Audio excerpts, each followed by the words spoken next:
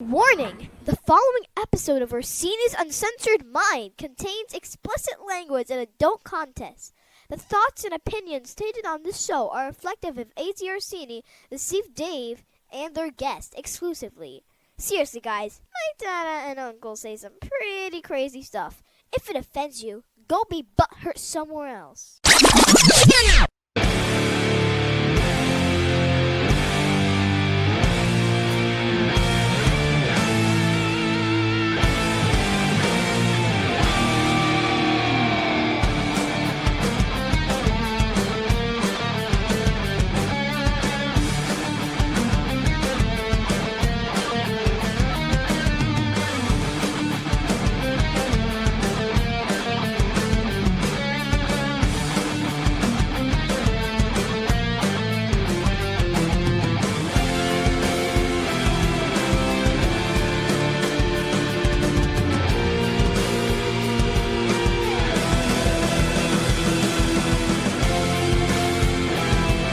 Welcome to Orsini's Uncensored Minds, and now your host, AJ Orsini with Dave.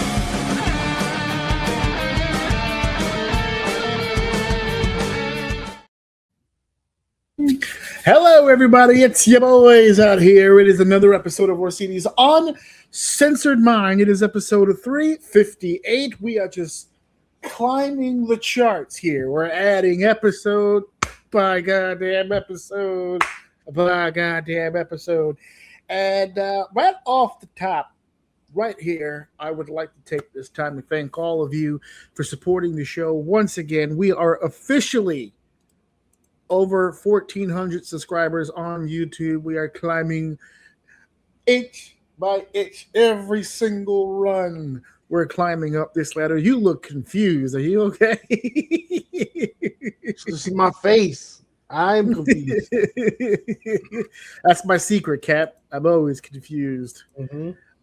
So I wanted to take that time right off the bat here, right off rip, to thank everybody for supporting the show. We're climbing ever so politely up the charts here, and I couldn't be happier about how that's starting to work its way up.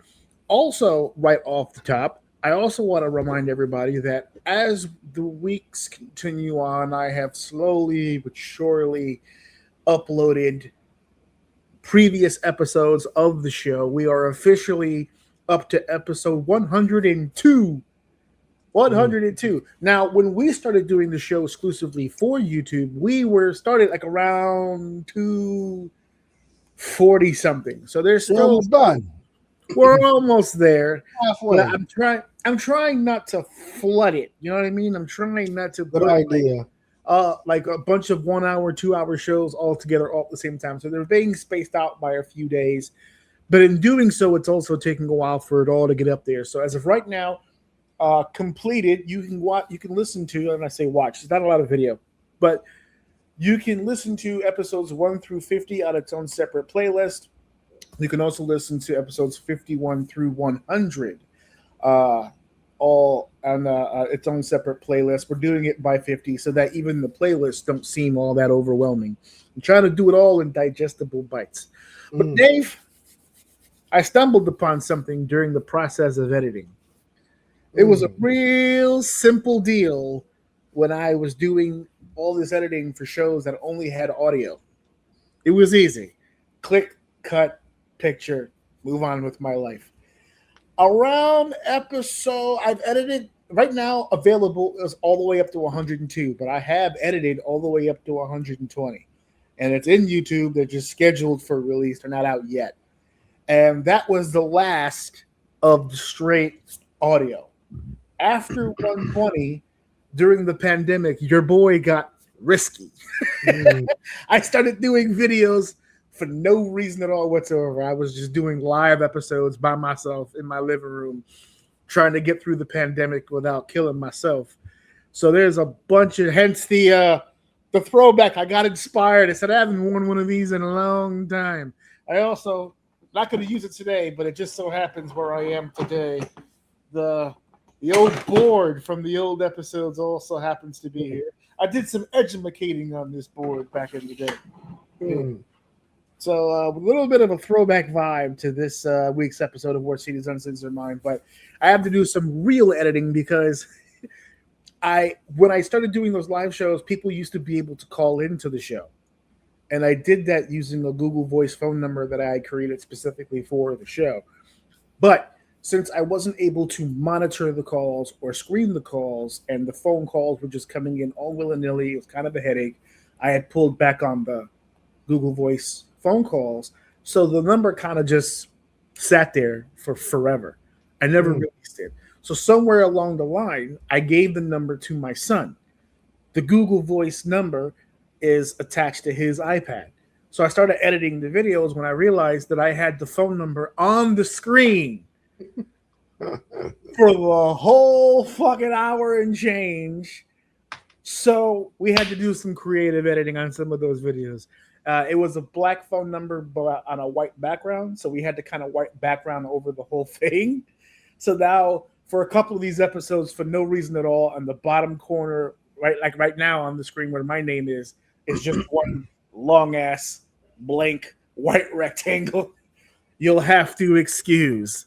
I can't let that number get out now, or a bunch of randos and weirdos will start calling my son on his goddamn iPad. So I'm not opposed to bringing back the phone thing. I just got to find a better system in which to do it, because the way that I was doing it before was no bueno. But I'd like to bring the phone call thing back. That was pretty cool and pretty fun.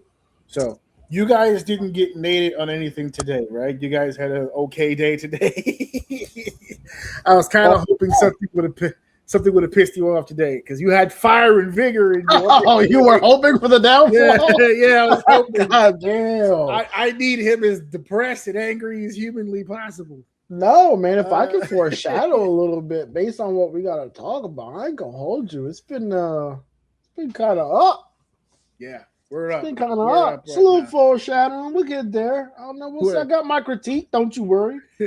But first and foremost, before we get into, actually, no, let's not put the cart before the horse. Let's go ahead. What are we talking about? What are we so excited about for today?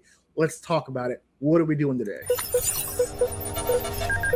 Hey, what's going to be on the show today? On the show this week, no bullshit. No half-stepping. It's all pro wrestling this week because there was just absolutely too much to get to. As a matter of fact, Saturday night's main event got cut. He couldn't make the roster. I'm sorry. Saturday night's main event couldn't get on. Hey, look, we can't all get on the card. Somebody gotta hit the bench. Can't all play. There's only one football, boys. I don't think it's so much that it got cut. I think the crazy shit is what it got cut for. So what exactly are we talking about today? Exactly. What are we talking about today? Well, as advertised last week, speaking of foreshadowing, we told everybody that me and Dave were going to sit down and actually watch AEW Double or Nothing 2026, and we did. So we're here to talk about all the chaos, all of the madness, all of the good and all of the bad that took place with AEW's Double or Nothing show. We also sat down and watched WWE's Clash in Italy, and I took Dave's advice. I watched it in the evening, as God intended. Yes. All wrestling shows to be watched. Yeah. At 2:00 p.m. bullshit. No, thank you. So we did watch Clash in Italy, so we're going to be talking about that. And in our main event, as is appropriate, I never thought I'd say this in my entire life. 348 consecutive episodes and the streak comes to an end. But AAA gets the main event spot tonight because much to discuss, much to dissect. Oh, baby, the flame that is the passion that I have for pro wrestling was stoked this past weekend, and we're going to talk about it. And before we get into seg one, another thing that I have to mention right here at the top, regardless of how you feel about how these three shows went, and we're going to discuss it, and not everybody's going to agree. Some people are going to disagree. That's fine. No issues there. You're wrong, but it's fine. Yeah, it's okay for you to be incorrect. It's okay to be wrong. People have to be wrong. in order to make the right feel right. You know what I'm saying? For me to feel so vindicated, Yeah. you have to exist. you have to exist for me to feel better about myself. But I want to take this time because I think people will even disagree with this. But I feel this way. Dave, you feel free to agree or disagree. Regardless of how you feel about any of the 3 shows, I want to give a round of applause. As a matter of fact, hold on. I want to. Okay, you got some sounds. Let me get some hands in there. I don't know what I'm top 2. Fuck it. I want to give a round of applause. I want to give a round of applause for the 3 cities, the audiences, the fans that came to these 3 shows, paid attention, and were loud. There was Queens, Turin, Italy, and Monterrey in Mexico. Mwah! All of you came and supported professional wrestling and brought your enthusiasm, you brought your energy, and I got to tell you, there's a few of these matches that we're going to talk about here today that, not for nothing, I feel like if they didn't have you, it might have not have been as hype as it really was. And when did this start? Are we just like doing the da thing now for songs? Like even songs now that songs that don't even have words anymore, we're cutting off and the crowd is still singing. Yeah, is that what we're doing? We're doing that now. Am I just noticing this today, or like recently, or have they always been doing this and I just didn't notice it? The singing now is a wrestling thing. It's the 3 pay-per-views. Yeah, but we're not even doing the words anymore. No, we're doing the beat now. Which is that shit when you're in the kitchen cleaning and you don't know the words, you do that. They do that.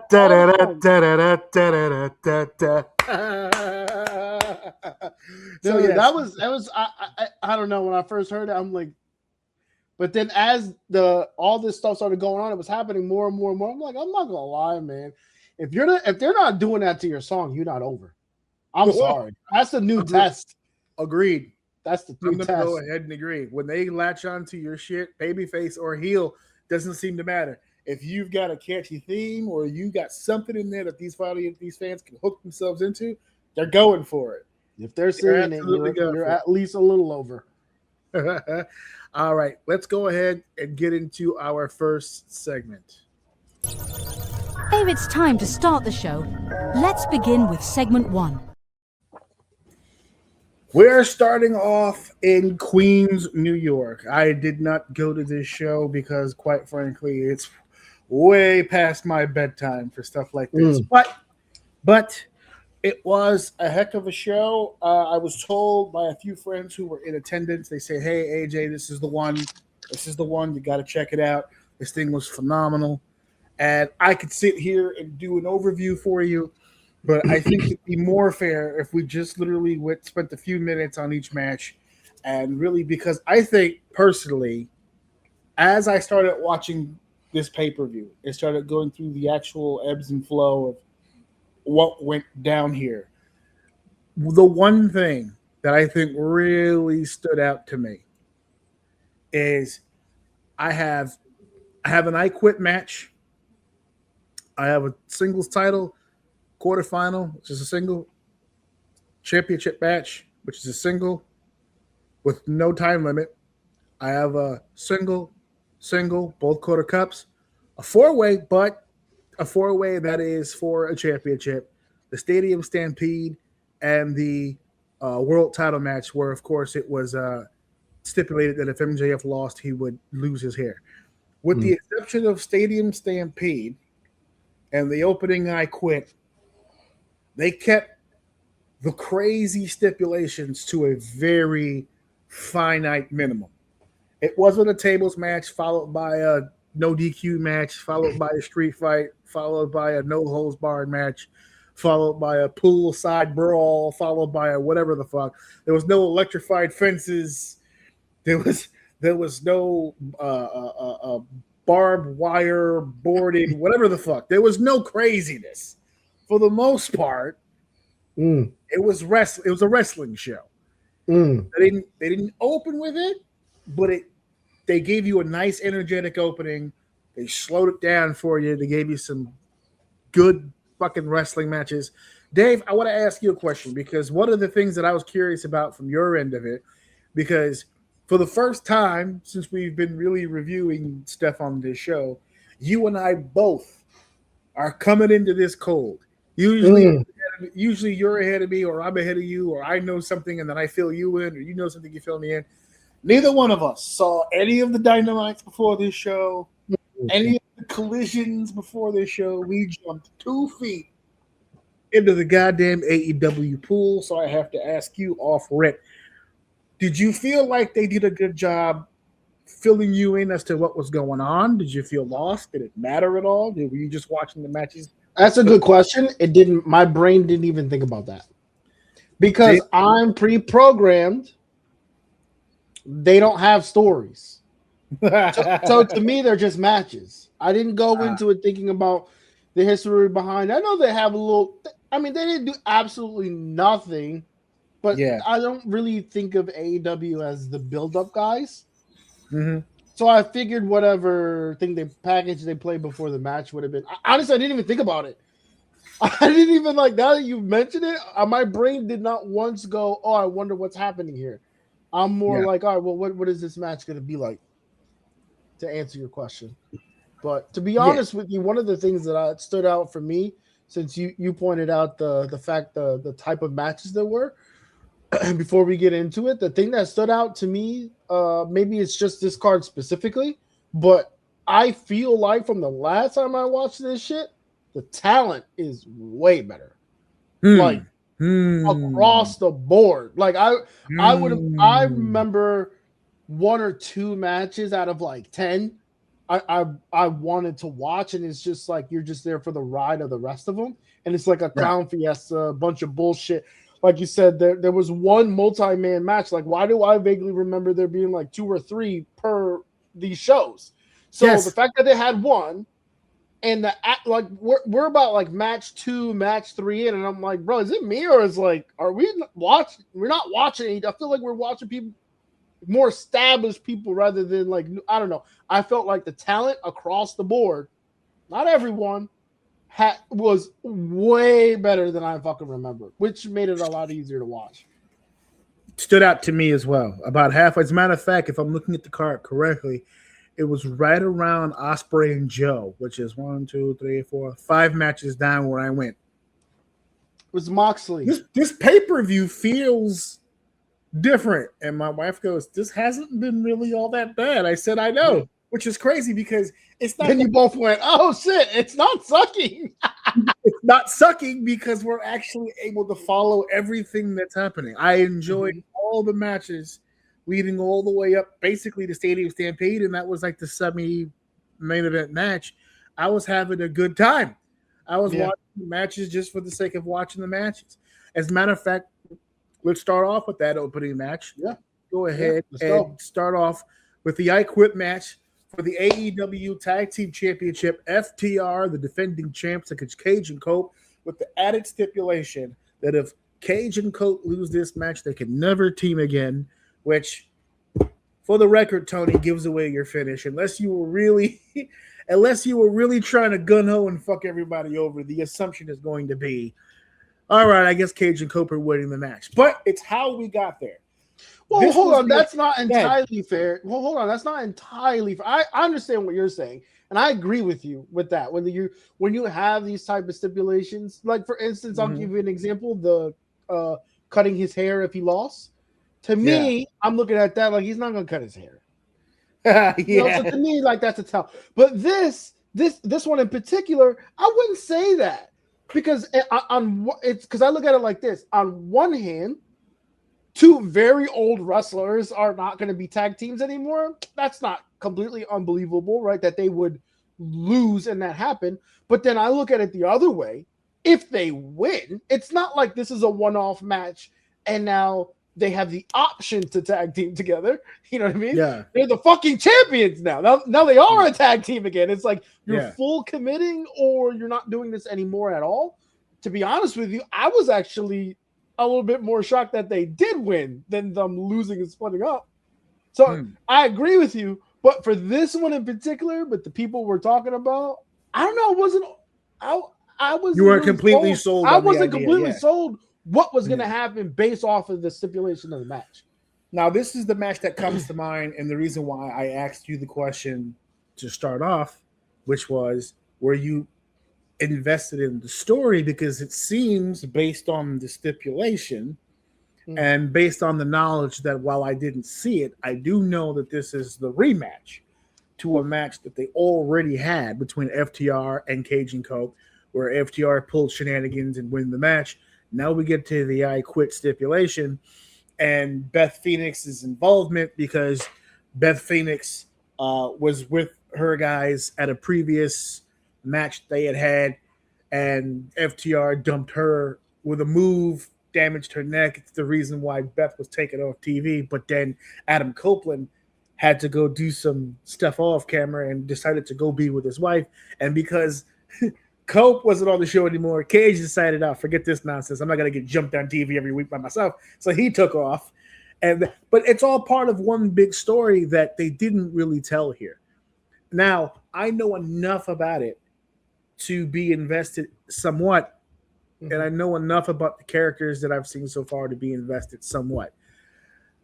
I get the idea of opening the pay-per-view with the pyro, and they're at peak energy. The audience is at peak energy, and it's right there, and everyone's screaming at the top of their lungs, AEW, AEW, and then you hit them with the, you think you know me? Okay, I get it.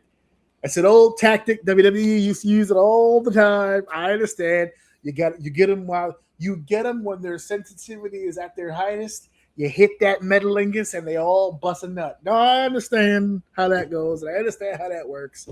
Unfortunately, I think they substituted the crowd reaction for the crowd comprehension. That there's, like, for someone like me who hasn't watched the Dynamites and hasn't watched the Collisions, with this kind of a stipulation, I'm like, God damn, I've never really seen an I Quit tag team match before. Mm-hmm. And if Cage and Cope lose, they have to, what the hell? How did this come about? Yeah. So that was my initial feeling. Now, if you watched the pre-show, I think they discussed it more in detail there. But if you didn't watch the pre-show, then you missed it. Which every time I tell people like that, they go, well, you should have watched the pre-show. I don't have time. I already have to dedicate 4 hours and change to the goddamn. Yeah. Which is another reason, folks, by the way, there were 3 matches before this tag match. We're not talking about them because I didn't see them, because I didn't have time to see them. I already had to dedicate. I had to watch 3 shows this weekend. Yeah. I was sure. That's a lot for me, dude. That's a lot for me. Not you. I was sure it was. You know what? Not for nothing. How long did it take you to get through this? It's long enough. It felt like homework after a while. Did you do it in one day? No. I did AEW in 2 days. Okay, I did it in and 2 then, as well. and not back-to-back days, by the way. And then I did Clash in Italy Sunday, but not at 2:00 later that day. Mm-hmm. And then Monday, instead of watching Raw, I watched AAA. That's how I watched AAA on Saturday as it happened. Yeah. And the reason why is because I got on thinking Clash at Italy was happening and forgot it was Sunday. Yeah. All of my boys were already on, so we just threw on the AAA and watched it live. Nice. Yeah, you got to watch it with other people, man. I tell you that every time I'm watching it, it's with those 2 guys every single time. Well, what are your thoughts on this particular match? The fact that it's the I Quit match. It was cool. I'm not really big on the I Quit thing. I don't know. It's weird putting the mic in your you asshole. Like, cool. Well, Christian did have the line of the night. What the hell? I banged your mother. They started saying like he banged your mom or some shit like that. First of all, as much as I love Cope's entrance, Cage's entrance with the numbers is like honesty, respect, and then they got asshole, the Titantron. I was like, and then the "Who's Your Daddy" chant, which I thought was great because that makes 2 people now in New York who get that chant from New Yorkers: Pedro Martinez and Christian Cage. That's who gets the "Who's Your Daddy" chants in New York City. This was as advertised. You knew going in, once I saw the card and what it was going to be, that this was the I Quit match. It's Cage and it's Cope. You know it's going to be You know it's going to be innovative. They're going to pull some shit out. Nice to. I don't know. It was just nice to watch actual tag team action. Like this felt like old. And to be fair, they're older tag teams, so it makes sense. But it felt like there was a tag team division alive. You know what I mean? Like it felt like something for a split second. This match meant something. Like I personally like FTR. When I see belts on FTR, to me, it's like if they're in a match defending that, it's not a joke to them. You know what I mean? Like these guys, FTR lives that tag team division. So to see the belts on them, this isn't just some throwaway match. Like they really do want to hold on to it and stuff like that. So because they got that respect they got my respect as a tag team, and then obviously you got Edge and Christian or Cage and Cope, whatever you want to call them. I mean, what better way to represent tag team than like these older gentlemen here? I wish it felt like this in the tag team division more often. Yeah. Well, this was nice to watch. Let's be real now. The stipulation was only for Cope and Cage.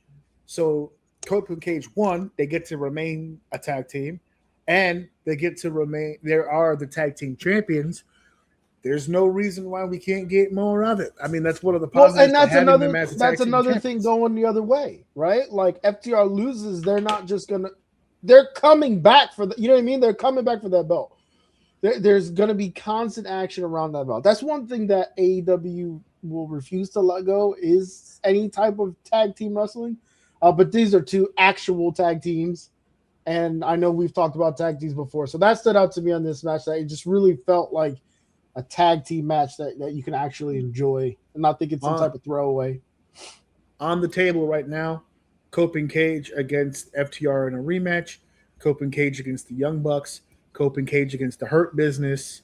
Cope and Cage against the Demand. We have a lot of options here on the table of some possibilities. And for the record, as experienced as all of those people are, if you want an education on how to work as a tag team on a television, on a world global stage, get your pen and paper out, boys. Get in the ring with the tag team champions and go to school. Because they got this is their give back on their way out. So they're giving out free knowledge, boys. There's a bowl right there at the edge of the ring. It's got free knowledge in it. Come with your baggies and come get some of that good free knowledge. Here it is. Yeah. That good wholesome knowledge. Ooh, tag team. Ooh, that's a hot tag. I'll take some of that hot tag too. Let's do that. Cut the ring in half. Let's get some of that psychology. Put it in the bag right here. What's that? Pull his leg out before he gets the tag. Ooh, that's some advanced shit. Let's get some of that. Put that in the bag right there. Work a hold while still working heel work with the audience. I'll take 2 scoops of that. Thank you very much. There you go. Put it in the bag. Come get you some education. The whole objective of this match was to grab me out of the gate. Successful. I was invested. I was in. After that, now we go to the AEW International Championship match. Kazuchika Okada defending against Konosuke Takeshita. And boy, oh boy. This is the match that came to mind when I said, if not for Queens, I'm not entirely sure I would have been as into this as I got. Okay, that's interesting. I don't think they had a bad match at all. I'm not really trying to say that at all. Wow. I didn't think it was that bad of a match. No, I thought they did a pretty okay job. I felt like the audience made this a way. As a viewer who hasn't been following the product, they were doing things in the ring that if I had it on mute, I would be like, oh, that's pretty cool, I guess. No, not bad. But then with the volume on loud, that building was losing its fucking shit. Every time they touched, every time they took a bump, every time they did anything, that place fucking went absolutely fucking berserk. But I've got my issues with this fucking match though. I'm getting the impression you weren't all that impressed either by this. What? You're bugging. You did like it? As we recall the rest of this, so far in my brain right now, this was the match of the night. Fair. So I'm not opposed to it. Well, I'm blown away because we clearly saw two different matches.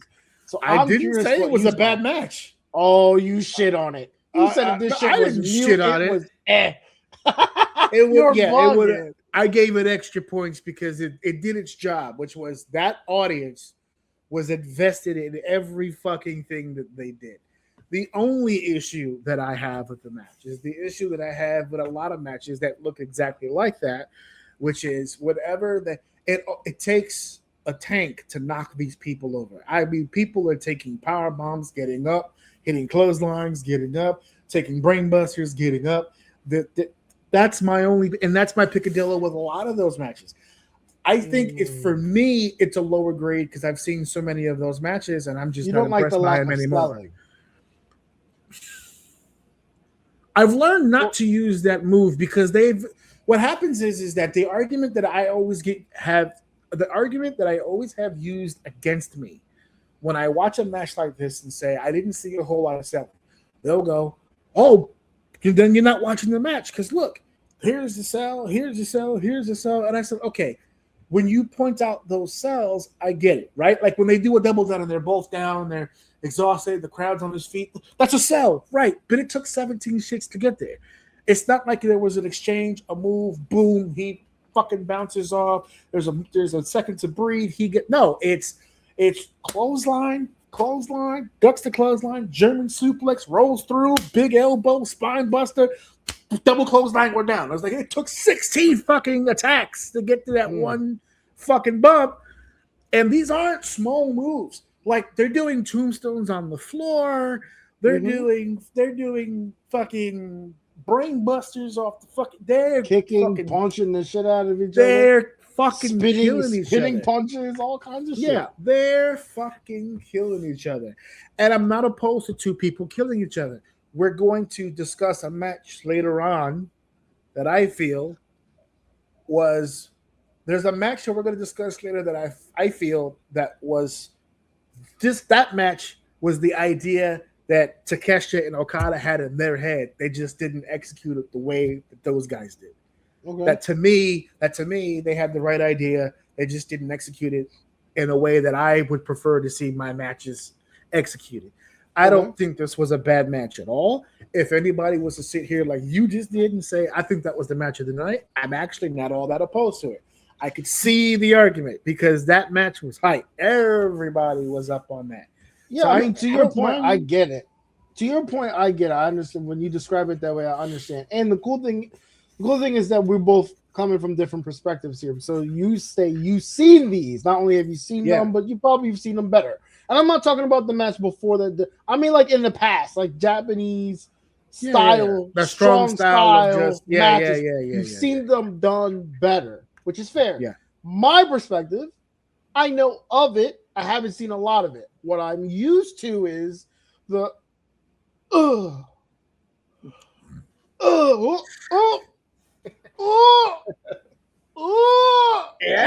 we're 2 seconds into the match. We're 2 seconds into the match. So I'm not saying I prefer one over the other. All I'm saying it was refreshing. And it was nice to see them throw blows, punch each other, dump each other on the head, take a breather, get up and do another segment. Get up, do another segment. Go outside the ring and the guy jumps in the way. No, that's my product. You're there. Don't do You're damaging my product. You're there. He sits down and it's like, I don't want my guy injured. And then he gets up and gets it done to him. Like, to me, like, it was funny. Like, it was funny. They were beating the shit out of each other. I did kind of hear, to your point that you asked earlier, I kind of do wish I knew a little bit what was going on, because that Jason Statham looking motherfucker with the pink get up that came out afterwards, the place exploded for. I have no fucking clue who that is. So I feel like I'm missing out on a moment. And then he kind of turns on him. It's like, fuck, okay. At this point, I wish I kind of knew, because it felt like a stable kind of imploding like in front of me. And I mean, right, I'm not retarded, but like, I'm not. Like, I can't say words like that anymore. I'm not dumb, but like, my point is, like, I didn't get that excitement. You know, I saw everyone's face and they're like, oh shit, that guy's here. And so to your answer before, this was probably the only moment where I was like, fuck, I kind of wish I knew what was going on because I feel like I should be hyped right now. But all that aside, yes, the strong style here was refreshing to me, and I think that's why there's another match that I think might take it, but when we revisit it, it'll come back into my head. But for now, right now, I got this as match of the night from my memory because this shit was so good. I was locked into this shit. The guy who came in at the end was Kyle Fletcher. He's also a part of the group, former TNT champion. He was just recently out with an injury. This was his big return. And it seemed like he didn't want to be in the middle of this rivalry, and he had made a choice, and then he made a different choice. So I'll give them the credit for the storytelling as well, because for the most part, they didn't really explain it, but they executed it in a way where you can kind of put it together. So I'll give them that. The women's Owen Hart Cup quarterfinal. This was Mina Shirakawa versus the forever champion, the Ring of Honor Women's Champion, Athena. Okay. So I don't have a problem with either one of these two ladies. I think they went out there and had a very solid performance. I am not an Athena fan. I'm just not. I don't think she's a terrible wrestler at all. She has this vibe where it's just like she really thinks she's the greatest fucking human being that has ever lived, ever of all time, and that's the gimmick, right? That's the work, and and that's the character that she's portraying, the forever champion. She's been the Ring of Honor Women's Champion for like 500 or 600 fucking days, or some random fucking number that they threw at me during the pay-per-view. I don't know. I haven't been following. Much like the rest of the civilized world, no one's really watching Ring of Honor. So for her to have been in Ring of Honor for that long bothers me, because I don't think she should have been in Ring of Honor in the first place. I think she's more talented than that. If she was going to go to Ring of Honor to help bring along talent, that might be a different story. And I don't know if she did or she didn't, because I don't watch the show. But to have been there for that long and then arrive onto the main, I don't know, do they call it main roster? I don't even know what their terminology is. It's a roster. Is it the main one, though? I mean, is it the main if it's the only one? Yeah, because I don't want to be that guy about Ring of Honor being kind of like their NXT, but kind of feels like their NXT. From the clips that I've seen from Ring of Honor, it does feel a lot like fucking developmental. So the fact that she's been, the Johnny Gargano, of that goddamn thing. Oh, damn, dude, you didn't have to fucking do that. Oh, I'm sorry. He's already super sad as it is, so we don't want to go ahead and make him any more sad than he already is. But your thoughts on Mina Shirakawa and Athena? Did this match wow you in any way? No, it was all right. It wasn't bad. You know what's funny? Remember I told you John Moxley? I was like, damn it. I was saying that's when I realized the talent was better. And I was like, I was talking to the group, and I was like, damn, is it me or is like the talent better? I feel like we've been watching some pretty good bangers back to back. My one friend was like, no, don't do that. We just watched Athena. We just watched that women's match, and that was okay. He was like, I wouldn't call that shit a banger. So that's exactly how I feel, right? Like, it wasn't a bad match. I don't feel like they dropped the baton, but I don't feel like they ran off with it. Like, if he didn't make me refocus, on how I felt about that match, they would have slipped through the radar as a banger. That's what type of match they had. Like, I wasn't really thinking about it until you pointed out. Never thought I'd say this in my life, but that was the perfect spot for this match, to follow Takeshita and Okada, because Takeshita and Okada did such a great job. Your brain hazed right over whatever right over top of it. Because it wasn't bad. It wasn't bad. But at the end of the day, stood out to you. At the end of the day, I'm not an Athena person. I almost kind of, not to be disrespectful, I kind of low-key forgot she was in WWE until my buddy pointed it out. And then I kind of like vaguely remembered it. And then this Mina, Ember Moon, and this Mina, like she just, her look confuses the fuck out of me. I don't know if she's Hispanic or Japanese. I don't understand what was happening. She came out and did some weird ass dance move. I don't know what. So I didn't hate it. It was okay. But yeah, it was all right. It was nothing to write home about. It was all right. But it wasn't bad. So no, it was good. Solid. It was all right. So this match had a stipulation, but not the type of stipulation that we see generally here in AEW, or at least not with my history with it. No time limit match. This match actually had a backstory to it that they showed, and I was able to actually see and get caught up on. That Kyle and him had the match where there was some shenanigans. Then it was Moxley was saved by the bell, and they were like building up to this. Now it was the whole no time limit deal. And this actually, not only was it explained, but it kind of hit me in the heartstrings, because it sounds stupid, but that's one of my favorite storyline gimmicks to pull, is the no time limit, because it's a stipulation that you can provide, that you can give the fans, that doesn't require a whole lot of accessories and violence. We did it when we were working with 2KW. We had a main event that ended in a 20-minute time limit draw, and then we had the afterbirth stuff to just go crazy, and people were pissed. And then we built it up for weeks for the next show where it was going to be no time limit, and people went nuts for the no time limit. If you do it correctly, it's a really good stipulation. And for this, and to be fair, they didn't really even go egregiously long, to be honest with you. But it was the fact that it lingered there. The fact that it had you thinking the whole time, buckle up, boys, we could be here a while, because the last time the bell rang on them and we couldn't get the job done. I've pulled that story twice in my career with the whole, it goes to a time limit draw, we build it up with the fans, and all of a sudden you really like push it. And this match will have no time limit. And they go, yeah, that's right, a goddamn winner. I got snacks. We're here all day. Yeah, man. Low-bearing fruit is not terrible fruit, boys and girls. You don't need to do a no disqualification, TLC, barbed wire on a pole, fire around the ring match. No time limit will get a pop if you do it right. If you do the pro wrestling correctly, you can get a pop with that. And this popped me. I was ready for this match to see what was going on. I wanted to see if Jon Moxley was going to actually get in here and wrestle somebody, and he did. And my wife's watching it with me, and she goes, "Hey, I forgot that he could do this," because he did it for so long as somebody else, and now he's in AEW. He started off doing it that way, and then he just went right back to the whole hardcore thing. But yes, he is, by the way, a world-class professional wrestler, and he can do it. And I credit it, and I'll do it here on the show. I credited Kyle O'Reilly. Because that's the kind of match that Kyle O'Reilly will have. Kyle O'Reilly can bring anything on anybody in a wrestling ring. I am firmly a believer of that.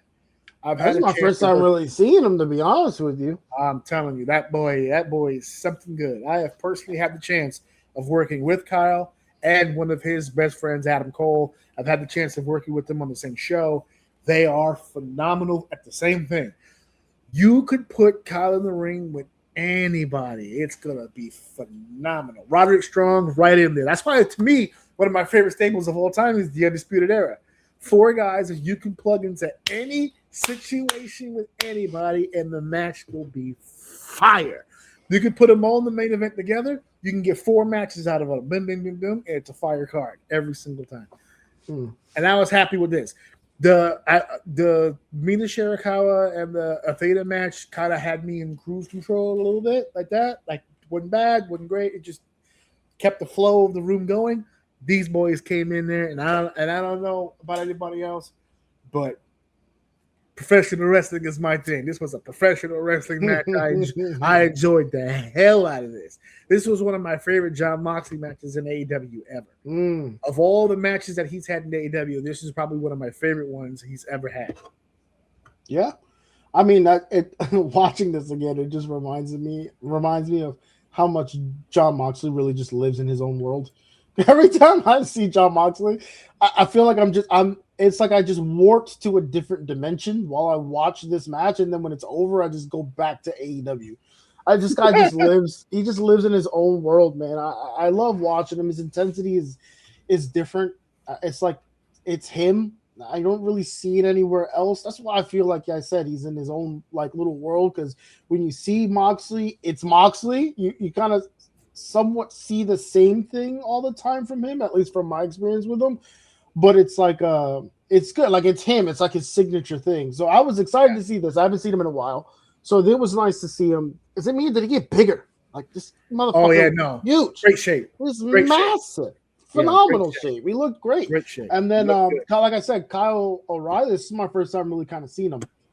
And I'm like, he gave me very old school Ring of Honor back in the day vibe. Nice, and obviously Moxley's kind of from that breed. He's from that breed too. So he's from that era, yeah. Right. He's from that same era. So I think that's why this match also felt really good. It's an occurring thing that I'll point out towards, I'm going to save it towards the end, but this is that occurring thing where you're getting like this old school vibe current. Like it doesn't, we're not calling back to anything. We're doing this today. We're not calling really back to anything old school back in the day, stuff like that. It was good. It was really nice to see that. I would be interested going back, checking out some more of his matches and shit. Maybe next time you're around, maybe throwing a match or two on, just check him out, because he went. They went. This match was really good. Really good. Speaking of really good. Now, speaking of old school vibe.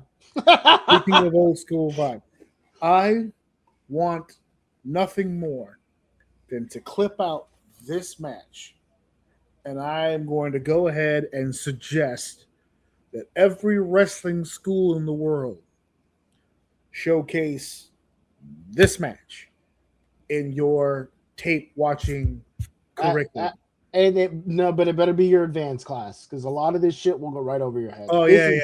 This is extremely, like, first of all, Will Ospreay is not someone that will be duplicated. I mean, you could try, but absolutely not. No. Dude tweaks his, like, I'm trying to break it down to his fibers and the way that he moves. You can do the physically same gifted, thing. Yeah. He tries, but it won't look. To this day, that little fucking weird backflip spin, yet somehow he gets his like toe right here on your foot. I don't even know how the fuck he's turning. I try to slow it down and I can't see how it is like contorted in a way where his foot shouldn't be here, but it is, and he kicks you in the. I don't understand how this kid bends his body the way that he does. You have that, and then you got the fucking OG, like. Big man who feels like he's moving all over the fucking place. Mm-hmm. Yeah, I don't know if they should take your suggestion and show this shit. You might fuck up people's career trying to duplicate this shit. Here's why I say it should be in every wrestling school.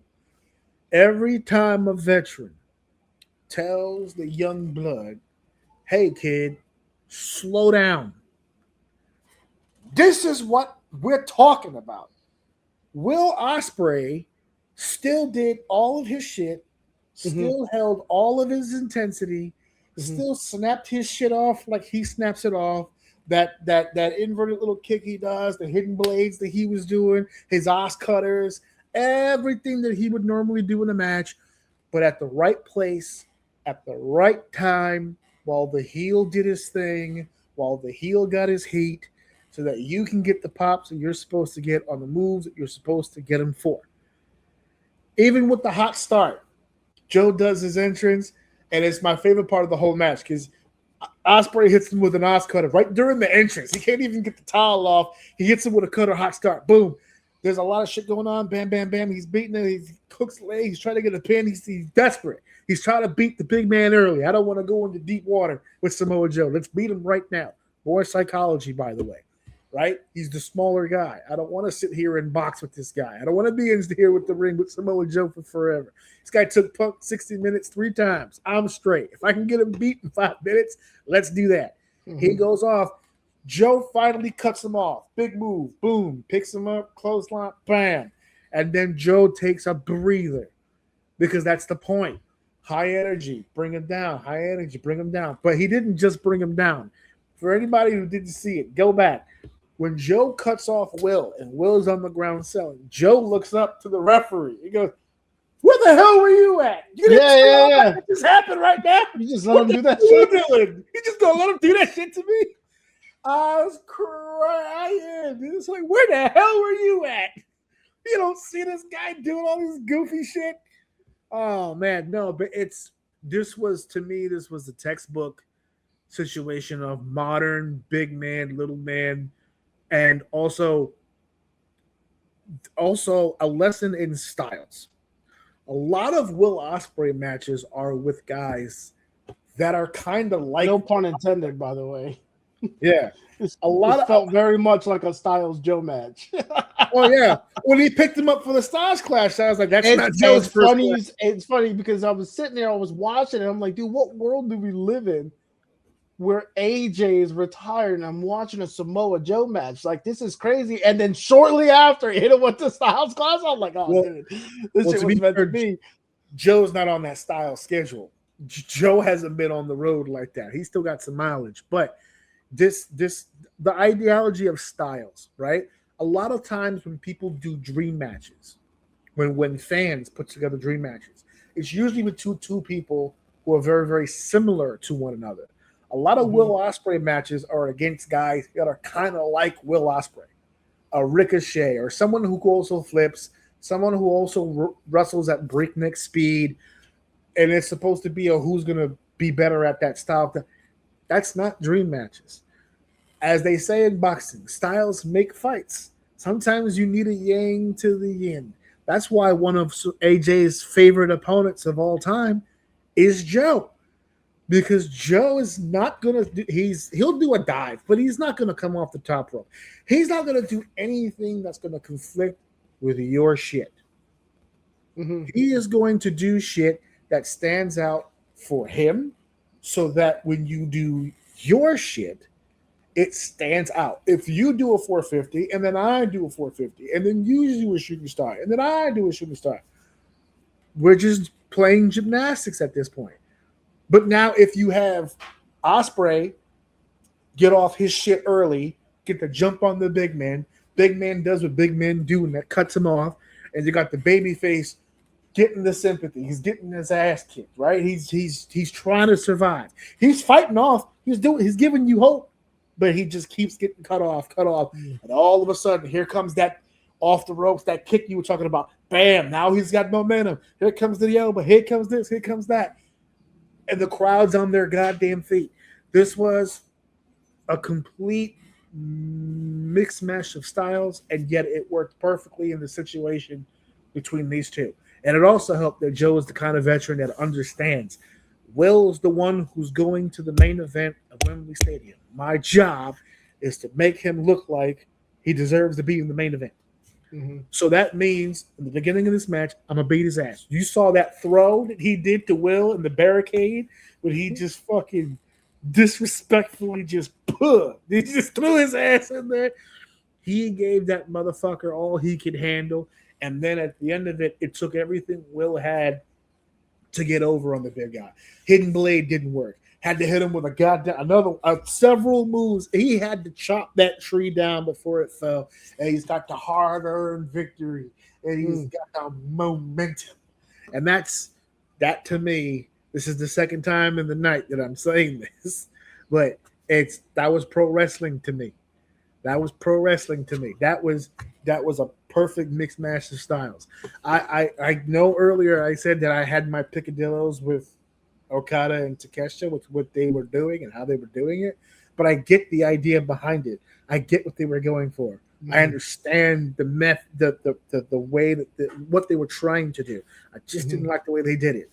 These guys, I love the way they did it, and I love the way that they got there. And I love the fact that the objective of this match, you got Samoa Joe in the ring, and the objective of this match is we're going to get Will Ospreay over hard body. And they did, in my opinion. Yeah. No, they did. They did. So mission accomplished. And boy, can that man still go, dude. Joe looked I haven't seen him in a while. Joe had me just excited here than I was back in the day when you used to play the shit. So shout out to him, man. He's still doing it, man. I was getting a little sad when I saw the hair kind of going a little bit on Joe. He kind of we were kind of twinning a little bit. Only his is in the back. Mine's is in the front. Mine, I love the fact that mine's is in the front for everyone to see. You know, I'm not hiding anything. It's right here. But if you look at Joe straight up, mine's is right here. Yours is on top. It's right here. So if I got it pretty like fluffed out right now. But like when you like bedhead shit, or like if I do it and I don't do it correctly, you could tell right here is where it's starting to go, dude. I don't like it. I don't like it. I'm not with it. Hey, I've been living with this for a few years now in the front. Hey, God bless you. So that takes us to the other quarterfinal between Bandito and Swerve Strickland here. And I'm sorry, everything that you ever seen Ricky Bobby? I know you've seen Ricky Bobby. I know you've seen that Talladega Nights when at the end of the movie, toward the end of the movie, when he's about to race the big race at the end of the film, and he didn't get a sponsor, he made his own car, and it has the Cougar on the car, and everyone's trying to be uplifting, and his girlfriend is like, because you bet on yourself, and you got to go out there and you're going to win, and gave him a big inspirational speech, and then that one lunkhead gave his own speech, and it was like the worst speech ever, and then Ricky Bobby was like, all right, everything that she said that was good and nice and pure, you ruined it. Right? you fucked that up, right? So I'm riding high on Will Ospreay and Samoa Joe, and then I see Swerve Strickland come out next, and I said, "Damn it, Tony! Everything that was good and pure about that quarterfinal match, now you give me this, and you ruined it. What is the matter with you? Why didn't you space this shit out? Because god damn, I have my own personal issue with Swerve. I'm over it. I'm not judging this match based on whatever beef we had. I'm just looking at this match as it happened and as it was, and I actually don't have a problem with Swerve Strickland in this match. I am just now learning I am not a Bandito fan at all whatsoever. I don't like his mechanics. I don't like his timing. That mask bothers me. I think it's supposed to be like some sort of handkerchief look, but it's an actual. Yeah, he has like a shicey. It looks like something similar like underneath that like kind of makes the under part look black, and then the mask comes down like a. It's like black. It comes down like a bandana. Yeah, it's weird. It's a weird looking mask. I thought it was cool. One of my buddies pointed out, sure, like but I'm not. I think that's why I like it, because it's different from your normal luchador mask. Yeah, it definitely is different, and it definitely stands out. But I don't like the design, and I don't like his style. I don't know. There's something about the way that he does his shit, and I don't know. I genuinely thought before this match happened, when I knew it was coming, I said I'm probably not going to like it because I don't like a lot of Swerve matches. But I don't think Swerve was the issue. I kind of feel like this was a 2 points higher Athena match. Like, it wasn't bad to me. Actually, I think it was a little bit better. I think the intensity was a little bit better. I thought I was going to get more out of Swerve. I mean, I really loved that jump on his shoulder, kick to the back of the head shit. That was dope. Yeah, that was pretty cool. That was dope. I love that. I think Bandito was doing fantastic. I thought he was doing great. I do understand what you're saying, though. I don't know how long he's been in the business, so please don't take a while. And he's the Ring of Honor World Champion right now. So let me double down on this and say, please don't take this as me knocking on his experience. What I'm saying is, I got a lot of green and the way he was doing some of his moves. Like, it felt like it was over energetic. I don't really know how to explain. Timings are. He's been doing this for 15 years. Is that what you think it is? I think it was okay. It might be timing. Now that you say it might be timing issue. But maybe I'm buying into the sell, but I'm pretty sure in that match he gave himself a stinger. Do you remember? If he got he was on the ground, he did the into the ropes, and when he pulled him up, it came like this. I rewound it and played it. It's very vague, but it looks like he tweaked something. It's very subtle, and then he hops off. You know how something pinches you and you fucking like, and then he starts shaking a little bit, and he looks stiff in that area, and then it like settled down. So it looked like he may have gave himself a stinger. If not, he's really good at selling it, and I took the bait. So I use that as an example of it just felt like he was moving a lot without care. Again, I'm not trying to say that he was bad. I thought he was decent. Right. But to piggyback on your point, I understand what you mean. I thought I was going to get more out of Swerve, which I was really excited to see. And it looked like he just let Bandito get his shit off most of the match. And then he ended up taking the W at the end. So whatever. If that's, listen, it's one card, so I'm not going to kill him on that. And that's the way this match went. That's the way this match went. That's why I say I think it's a slightly better Athena match. Like what we said about the Athena match, I feel like this was slightly better. It wasn't bad. I do want to see more of Swerve because I keep hearing how awesome he was, how awesome he is. But I was hoping to see that today, on this day, and I didn't get that. So that's my only gripe with it. I didn't get it. Up until this point, I was vibing, and I went, all right. But luckily for me, the women came to save the day. Once again, don't send a man to do a woman's job. Here they come into the ring, and there was 4 of them. And I'll be honest, when I saw that it was a 4-way, I wasn't a big fan, but then I found out the 4 that were in it. Listen, I want to cut you off right now because I want the world to know. I don't even know how to fucking say her name. What is it? Thekla. Thekla?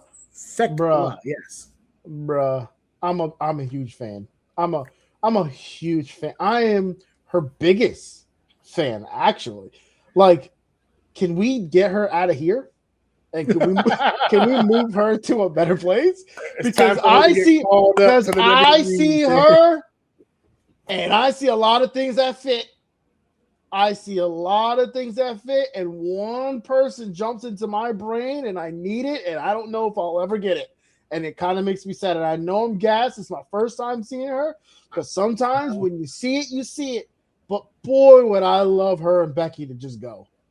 I would love to see her and Becky run a package. I love the shit this girl talks. I'm buying everything she's selling to me. And man, with that, this is, and we're going to get into that a little bit more specifically later. This, we've mentioned before that sometimes Becky kind of seems out of place because of I'm not saying she's the girl to do it. What I'm saying is she needs that type of attitude to come towards her for Becky to really showcase what she can do. So that was the first thing that jumped out to me. But aside from that, something that'll probably never happen.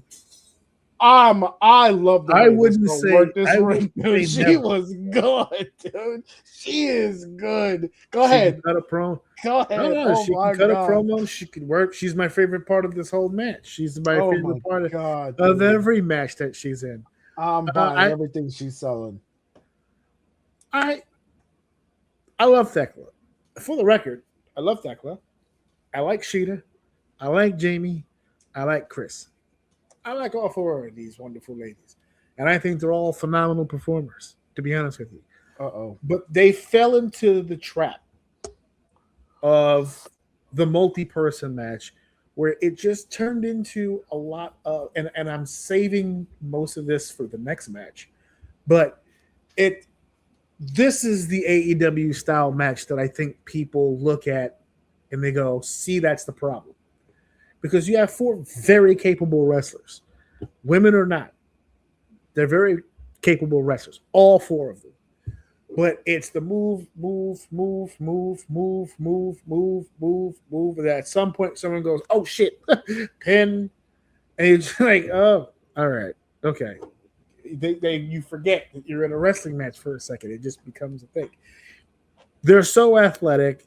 These women are so good at what they do that I feel like sometimes not them as in them specifically, but I feel like whenever we get to an AEW multi-man matches, this is an AEW multi-person problem where that's why I think we enjoyed this show so much because of the singles match aspect. As soon as you start getting into multiple people, things just becomes a contest to see who can pull off the most moves of the night instead of continuing with the thought. There's a built-in story here. There's a reason all 4 of these women are in the ring together, right? Thekla is the newcomer, but she's the dominant force right now in the division. Akira Shida is an OG. All right, she wants an opportunity at the championship because she wants to make history. She wants to have the most reigns in AEW history. Jamie Hayter still hasn't recovered from the injury from a while ago to reclaim the championship she once held. And Chris Statler has a problem with all three of them. So it's the perfect recipe for a fatal four-way. Most multi-person matches don't have this kind of connection. But instead of playing up to that, and they did do it a little bit, but it wasn't the focus of the match, and I think that's the problem. I think they had a good match. I think on paper they had the potential to be a great match. And I think that's my only takeaway.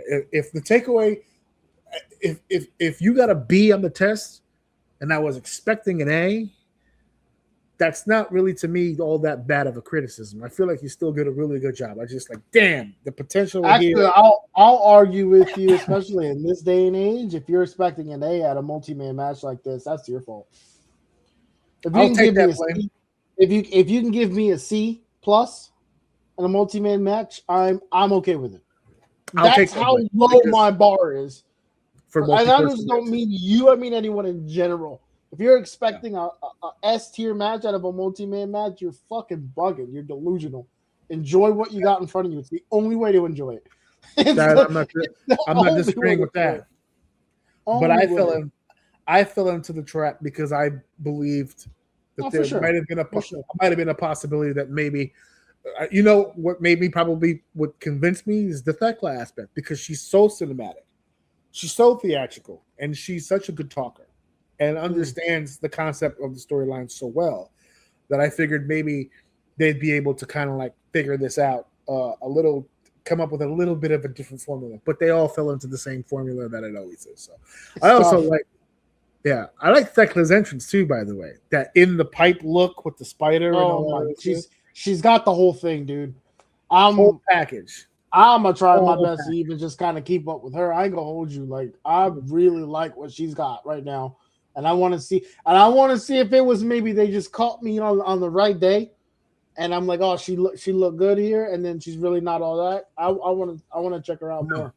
No, she's actually pretty good. I'll give her that. She's pretty good. It was a really good match. It was. I enjoyed it. I was just damn. There was so much more on the table here.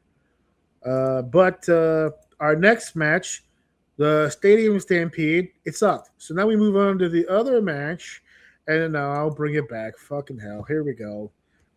Okay, hold on, because since you already said where you at with it, I get it. And listen, I don't all the way disagree with you. Mm-hmm. However, I will say, in the midst of it, it was a lot. There was a lot going on. We had food fights. We had cars hitting other cars. We had all kinds of ridiculous shit going on here. But I don't know what, at the end of it, when it was over, I don't know why I was just like, it wasn't so bad. It was chaos. You know what I mean? I mean, they were wrestling in fucking tuxedos. It's supposed to be a clown fiesta. It's fine, but I don't know. Like I said, it ain't winning no awards anytime soon. But I don't know if maybe just because there was only one of these, it was kind of. Can I say when I did start watching this, when the Thekla match was over, the visual for this match popped up, and I paused it, and I said to everybody, I said, okay, do we want to try? And before I even finished, they were all like, nah, we can do it another day. So this is where I paused and came back. So I don't know if that was the same thing for you, but I reset myself for this match, is my point. I came back to this 2 days later wanting to watch some wrestling. So I was a little more forgiving and accepting to what I was watching. I could imagine if you went 3 matches and then into this shit, I don't think you'll have the same perspective if you're not a fan of it. I paused after Will Ospreay and Samoa Joe. Oh, So when I came back, it was don't do Bandito that, Swerve. dude. It was the 4-way, Oh, and then it was that's why you're was- fucking jaded. so I was cooking, and then all of a sudden, no. But again, I didn't really have. I up until this match, despite whatever my criticisms are, I enjoyed every single match, to levels, to degrees and levels. Right. You know, whatever. No, I almost skipped it entirely, and my wife was like, "Okay, look, you're gonna talk about it on the show. You gotta watch it." I'm like, "Yeah." All right, and then I saw the tuxedos, and I went, "Listen." And then here's the funny part. It's more sad than funny. So I'm watching the intros, and they did if I'm not mistaken, I think they did the heels first. And so I was like, I couldn't remember the order of what it was. I just remember being Ricochet's team came out first. Was he the heels? That's the heels, right? Okay, because that's what fucked me up. Because I mean, it's they came out. Ricochet and his guys came out in baseball outfits.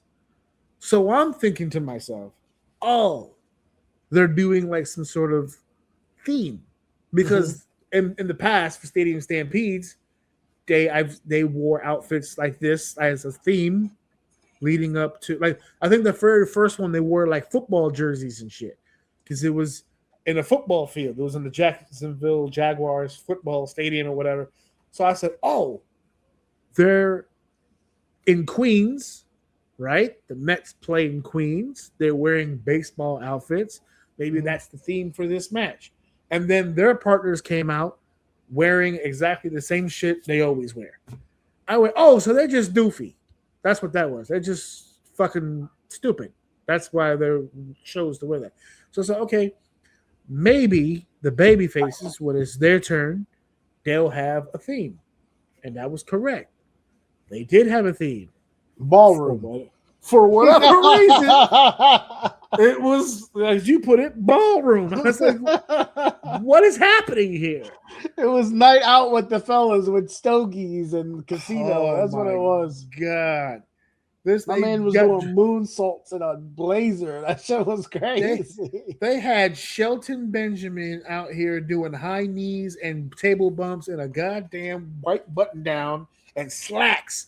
And Bobby Lashley is out here in dress shoes giving the business. The motherfuckers. The only people that really didn't do anything all that goofy was the Hurt Business. They just did incredible moves. They really didn't, actually. Now that you say that, I don't think they had anything outrageous. Lashley did have one interaction, though.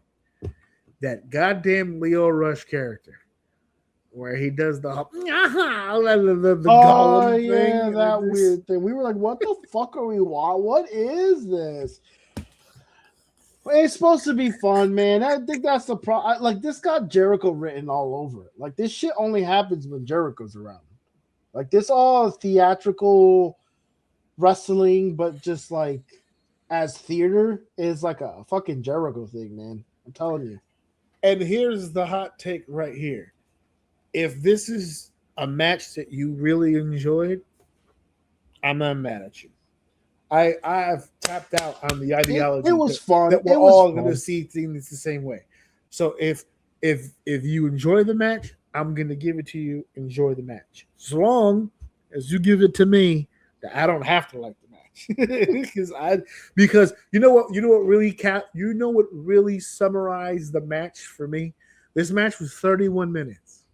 And I shit you not, I think they were about 20 minutes in when I think it was Tony Schiavone, which, by the way, the commentators of the 30 minutes probably spent 15 to 20 minutes laughing at everything that they saw, to the point where I could hear people moving the mics because the laughter was so intense for some of them.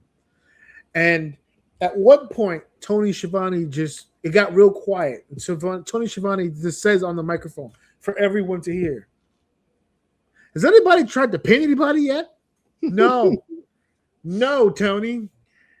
Not a single pin attempt was made. Oh, they're trying to kill each other, dude. They're just trying to go for aggravated assault queens. And I said on last week's show that match made me nervous because, and this became a thing.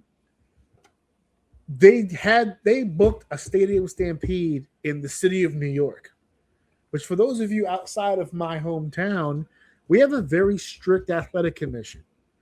So they were very specifically told, no blood, no fighting in the crowd. No, you can't fight up the steps. You can't do this. You can't do that. So many regulations on that match.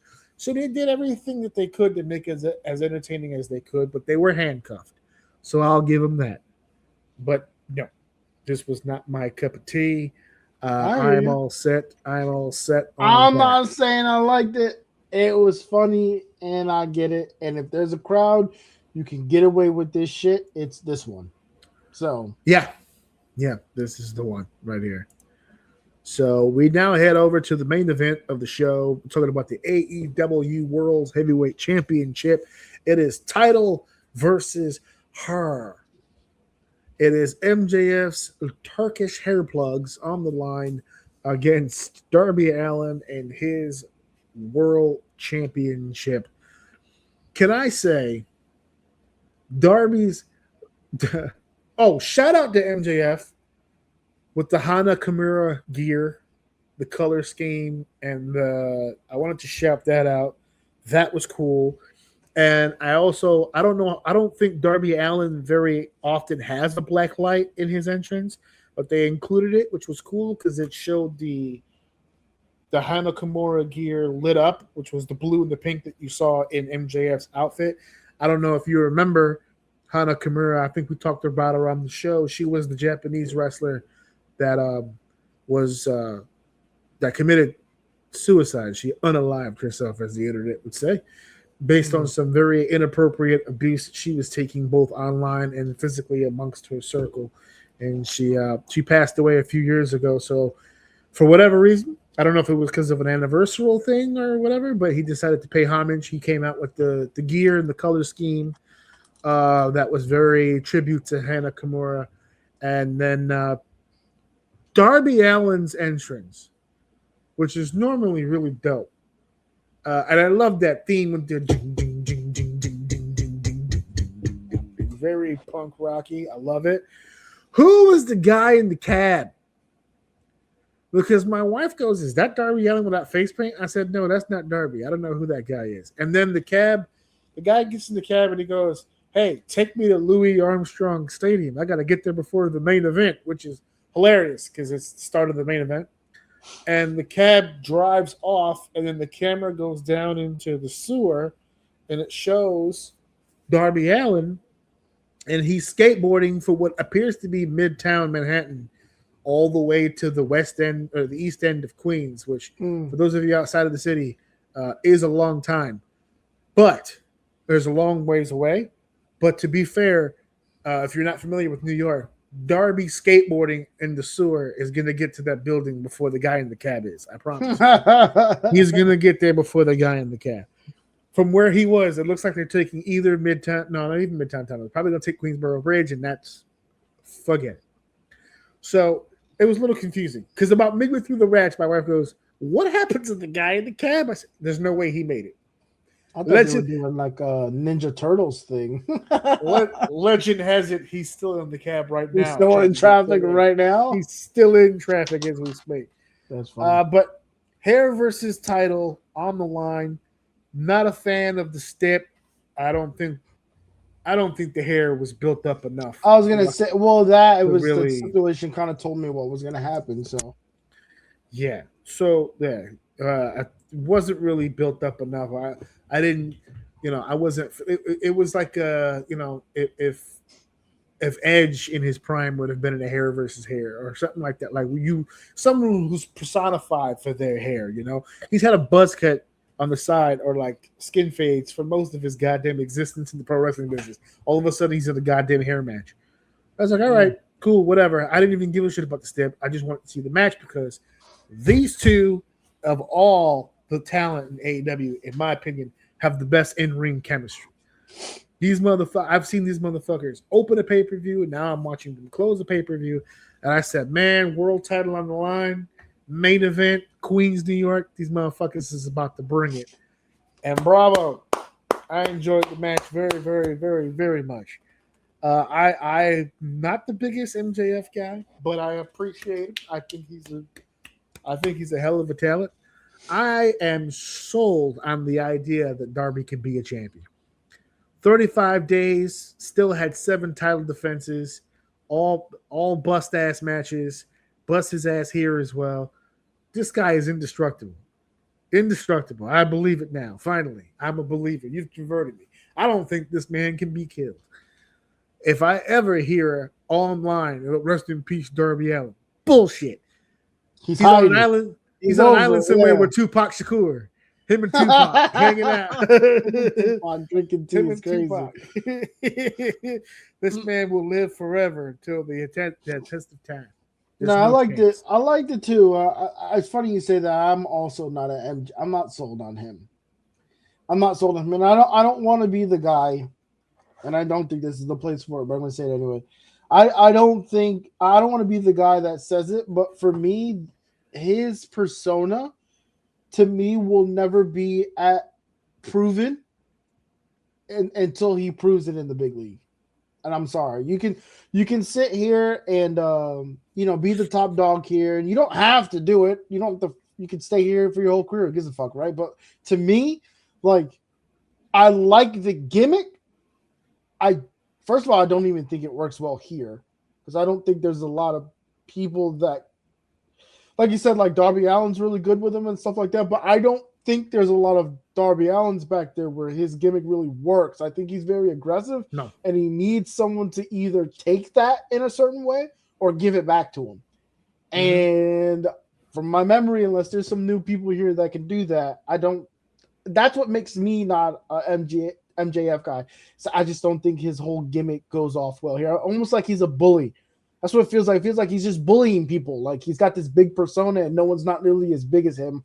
So it comes off as being really, really good. I don't know why this turned into an MJF hate thing. It's just something that I wanted to point out. I'm not a big fan on that. But when it comes to be fair, it's not hate. Okay. What you're saying is not hate. Finish your point. But, no, I'm just saying that the match itself was great. I like Darby Allin a lot. I don't have the. Oddly enough, I'm gonna be a hypocrite here. I don't have that same criticism for Darby Allin. I don't know if that's because I don't know if that's because I think the way he works would work just fine. I question MJF. I don't question Darby Allin. I can explain why. Well, I can explain to you why. I'm almost done. I like what he does. I love the match. I love the way Darby Allin works. He somehow has mastered the art of killing yourself, but not actually killing yourself. And it's just it's some great of to see those him. times he is killing. No, he like when he came off the scaffolding, which by the way, sidebar, his... that entrance with the scaffolding. I don't know, maybe I'm a mark, but I love that shit. For New York, that was fantastic. No, that was good. That was good. That was fantastic. That entrance totally looked like a New York entrance. Fantastic. Because everything here is always under construction. So it's almost like they were building a set, but they just haven't finished it yet. So the scaffolding was still there. It was fucking awesome. I loved it. We're out of time. What do you want to do? Fuck it, leave it. Fuck it, just leave it. It's on theme. We got something else to do. We got to hiccup the speakers. But when he climbed up and came down, he cracked the back of his head. He was fucking leaking. But he still finished the match and everything like that. I don't know. I like Darby Allin. I like this match. I think it went well. But yeah, that was my little MJF rant I wanted to go on when we got here. So that's fine. I can explain between the two and jump on the WWE point in the sense that the reason why you look at MJF in that light and not Darby is because MJF is the one that walks around all the time telling everybody that he's the greatest. His goal is to be the best wrestler in the world, and it's hard for a certain demographic of fans to see him that way when he's not taking swings at Yankee Stadium. You could bat 400 in Staten Island Yankees, but until you go to the Bronx, we don't know where you're at. And for everybody who goes, why AEW he doesn't need to go to WWE. AEW is better than WWE anyway. That could be your truth, and that's fine. Even MJF himself said that there's a little piece of him that kind of feels like it actually adds to his legacy if he's the best, that guy that never went to WWE. Right, that's a cop out, but okay, that's fair. And that's neither here nor there. But the fact of the matter is that WWE is the company. And even if you don't succeed at WWE, there's something to be said about the talent that gets there. You know, you can go through the ranks, high school, college, minor league, AAA ball, AA ball, and get to the majors. And when you get to the majors, you know, your career isn't what you thought it was going to be, but you got to the majors. Mm-hmm. You come down now from that level and you spread that knowledge. And when they look at you, they don't just go AEW champion, former WWE superstar. In my opinion, holds more weight than AEW superstar. It just does. Mm-hmm. MJF is surrounded by guys that he can dominate. You know, mm-hmm. Is MJF as effective if he's in a storyline with Drew McIntyre? Is he as effective if he gets into a storyline with Randy Orton? You know what's funny? What comes straight to my head? LA Knight. LA Knight. I would love to see LA Roman Knight Reigns. and MJF. Roman, don't do that because you will squash MJF. Because the moment he start popping off at the mouth and Roman just does this, and that's what you get back. Okay, we'll see. And he throws the mic and walks away, and then you lose. We've already gotten a sneak peek of what that could look like because the next name that comes to mind has already happened, and that's Punk. When we saw MJF and Punk in AEW, to this day, his best program, not even close, was MJF and Punk. Darby might be the closest, but that's because it's a long time rivalry, battling from training school into the indies to the main stage. That rivalry has been going on for years. There's a built-in story for that.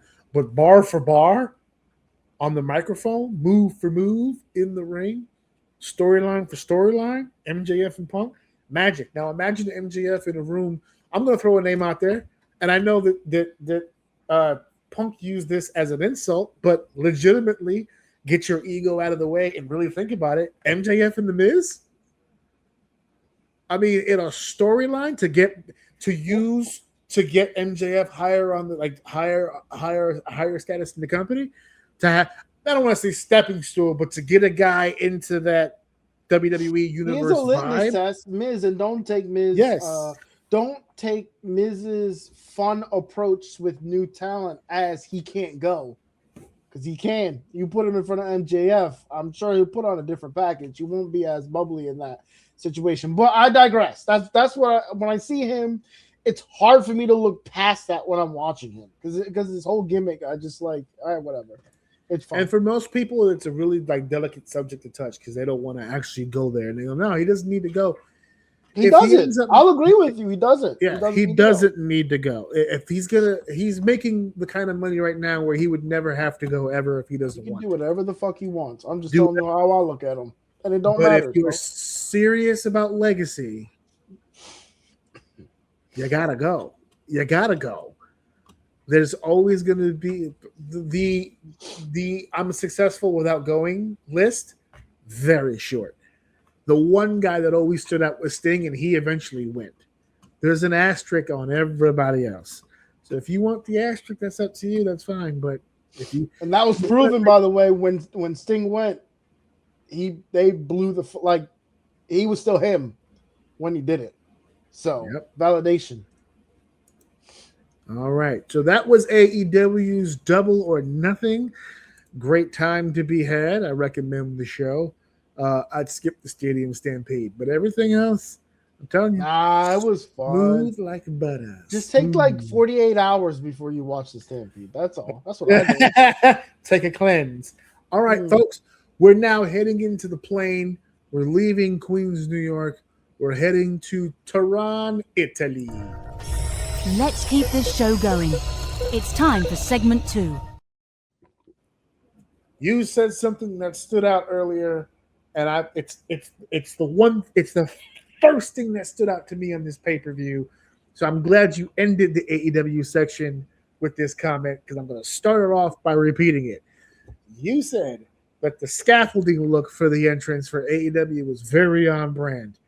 Kudos to the WWE. for finally changing what the hell that stage looked like, because that was a completely they added the Roman pillars, and they got all the Italian on us. Huh? They made it Italian, a spaghetti, lasagna, fettuccine. They got all kinds of goddamn Italian on us, and it was a great look, a great vibe. They didn't have the big Titantron. There was people who actually had a view of the actual ring around the whole bowl. They didn't have to section off. That's the one where I ain't gonna hold you. The entrance fans were mad close to that fire, like mad close to that fire. I don't want to hear shit. You get what you pay for. You wanted those goddamn seats. No, I want to burn. I want to feel the heat. Mm-hmm. They angle that shit a little bit too low and catch me on fire. I'm up. We good. So I came to this pay-per-view with a little bit of a concern. With AEW and WWE, I always make the comparison. It's 100 miles in opposite directions. AEW usually gives me way too much, way too fast. It's a goddamn NASCAR race. WWE usually goes the other way, and they're usually too goddamn slow, and they don't really do a whole lot. But I just came off of an AEW pay-per-view that actually felt very satisfying. I enjoyed it was paced watching the AEW. Right. It's like they slowed it down just a little bit, just enough to get me a chance to enjoy everything. So now my concern is, oh no, I hope the theme isn't slow it down more, because I don't think this show can go any slower.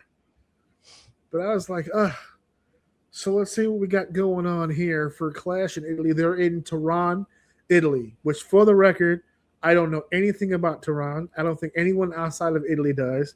So I kind of appreciated the brief moment they took to tell you what it was, because the other Clashes was Clash in Berlin. It wasn't Clash in Germany.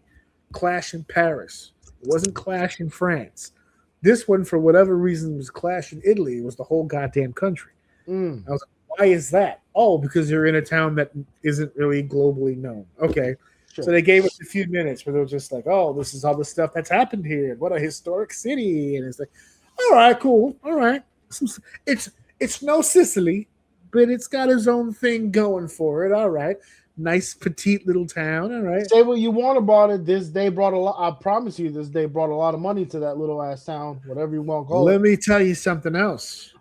I don't think they I don't think they intended this, but not only did we get a very unique entranceway, and I know this is going to sound stupid to people, but it was big for me. Did you notice the gigantic staircases that were in that goddamn building? Yes, I thought that was where the building was made. Yeah, I'm sure it was also on the hard cam side, but we only really see the hard cam view. There's these two gigantic staircases that go and I thought, because every time I saw them, I saw security there, so I thought maybe there are people not allowed on that. But then during the course of the show, you see people going up and down, food, bathroom, whatever. So I was like, oh, so everyone just has access to that. I'm like, how embarrassing must that be to be a security guard? Because when you're in a normal arena in the States, the steps are like this goddamn big. So if you're watching, it's such a shallow area, you can't even be in the steps. For anybody who's been in an arena in America, the ticket taker's at the top of the steps, out of the way, so people can go up and down. You could have parked a car on the staircases that were in this building. It was humongous. You could have fit 3 seats per side, easy on those. Easy, and they lit up. And when the lights go down for entrances, you see those lights go on. It looked like the Intuit Dome in Los Angeles. So I was like, oh, this was a very unique looking building. So I gotta give them that. That was very, very cool to see. And we also kicked it off with money. It's the WWE Championship match. I refuse to call it undisputed because it's very, very disputed. But it's the WWE Championship match. It's Cody Rhodes and it's Gunther. And about 5 minutes into this match, see if you agree. My wife looks over at me. We're 5 minutes in. My wife looks over at me and goes, it's a Cody match. It's not a Gunther match. Cody's calling this bitch. And I get it. He's the champion. All right. He's the one making the money. He's one of the ones that drew the house. All right, I understand. But we're in Europe. We're in Italy. We're in the country that neighbors Austria, this man's home country. These people came to see some Gunther. And more importantly, they came to see a Gunther style match. We did not get that here. Cody, the drawn out, Cody is so paced. Everything is just, it's very, I mean, every now and then he'll look at the audience and he does, like every now and then you get a little something out of him, but it's IKEA, man. It's plug and play. It's this move into this move into this move. It's the opposite of the AEW effect, where everything goes at 100 miles an hour. You're watching this man just okay, and then the weird finish at the end with the foot under the rope. Which I have to ask the question: if you're watching this now on YouTube, of course, youtube.com/@OUM Network. How many of you out there actually know that that's a rule? Because I know that people know that grabbing the rope can cause a break of a submission hold or a pin. But how many of you actually know that a foot, a hand, any piece of your body simply being under the rope is a cause for a cease of the count and a break? Did anybody? I don't think. I thought it was a botch at one point, and then they explained it. Well, shout out to the commentary, because when it happened, they started to harp on that as like, oh, his feet was past the ropes, so it should have been. And I kind of took their word for it and was like, oh, okay, didn't know that, and just moved past. But no, very true. Did not know that at all. Actually, I was confused when it happened until he said it. I feel like a lot of people were confused because, yes, that is a rule. It has been a rule for a very long time, and it's just never really done a whole lot. I understand. But the problem with finishes like that is that when you have a finish like that and you don't have a pre-existing example, it's a very difficult sell. When it happens in the moment, it causes confusion. When you explain it after the fact, people might understand that. Oh, I get it. You don't want anybody getting injured by being in that position. It makes sense. I get why it's a rule. But because you had to explain it after, you lose the emotion of the during. Because if you know the rule, then you understand why, for whatever reason, when the referee is making his count, the camera shot is also in an angle where you can still see the foot. It's not a straight-on shot. They're not hard camming. Yeah, and you can also tell from that shot, as I noticed this too, you almost get the ref's perspective. Yes. The ref can't see that. You can't see the ref at all from the angle where the foot is. So there's no fucking way he saw. So it was good. I'm glad you pointed out. That was really good positioning on all three of their parts to really depict that. Everybody. Cody's in the right spot. Gunther's in the right spot. Referee's in the right spot. Cameraman's in the right spot. And then, as if that's not perfect enough, the chef's kiss on the finish is Cody has the leg. They count 1, and he swings 2, and then he swings. So on 3, the leg's not under the rope. So now you have your controversy, because the rule states that as soon as any body part is under the rope, that is an immediate termination of the count. Not at 3, meaning if you're underneath the rope for 1 and 2, and you just happen to pull off on 3, that does not change the rule at all. It has to break, but it causes an argument because what happens now is that now it gives them an out. Part of the genius too. It's a little bit more believable if majority of the people who are watching don't know. They don't know what side to take at this point. Now we have an actual argument. So that I don't know. I understand what you're saying, but there's a little genius in it. There's a little in the fact that it was unsuspecting.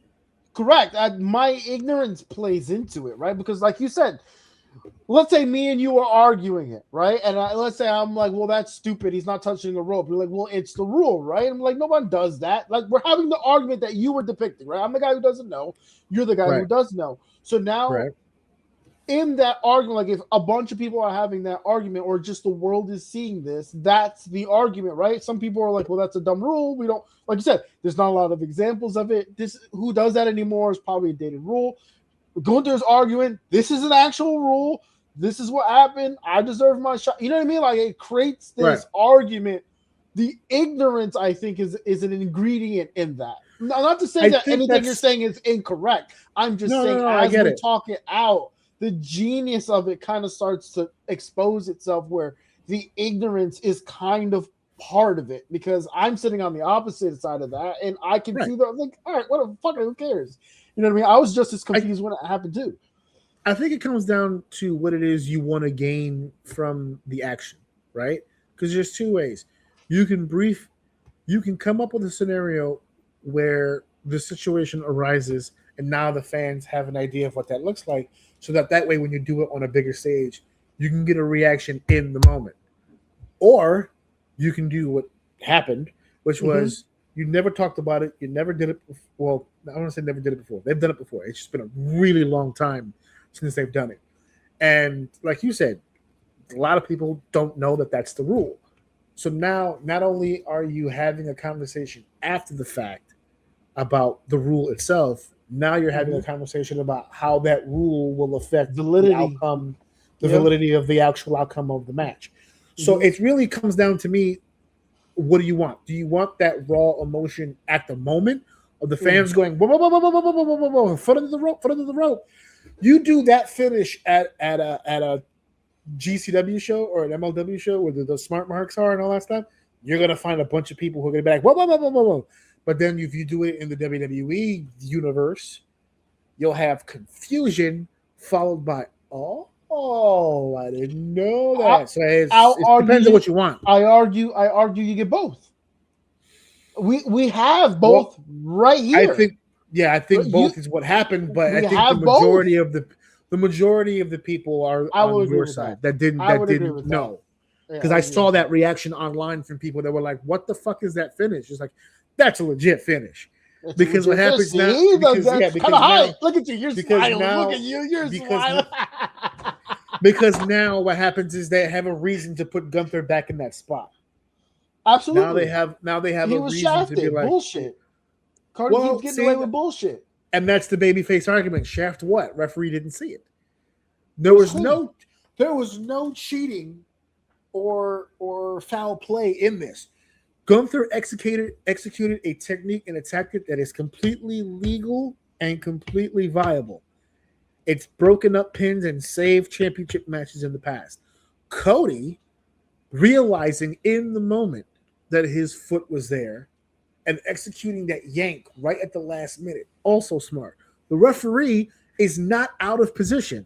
The referee is positioned by the two shoulder blades where he's supposed to be to make sure the two shoulders are down for the count.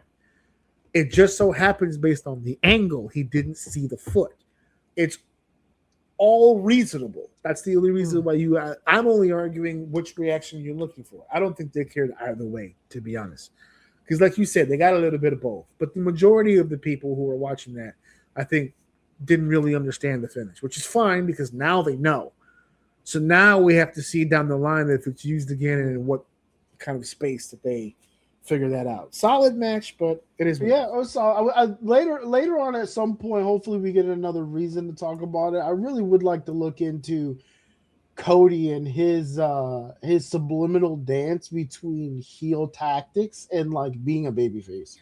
And I don't know if he's obviously he's probably not the only one that does it, sure. But he tap dances that motherfucker and skates right by it like he never does. Like I'm sure there's plenty of examples that if I tried really hard, I could fucking remember. But this little gimmick like this right here, to like be aware of it and yank it, like to some people it might sound like, no, it's smart. Like he's just trying to get the win. He's noticed it, so he made I don't know. To me, that feels very like heelish to do something like that. You know what I mean? So I don't know. Who else is walking that line? This motherfucker dances that line so. You know who else dances that line a lot? Roman.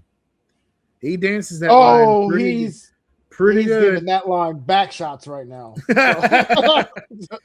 Woo! Speaking of back shots, great transition. Let's talk about the WWE Women's Championship match for just a second. And you want to talk about towing a line? Sorry, go ahead. I got something. Yeah. I got something for this match right here. You ready?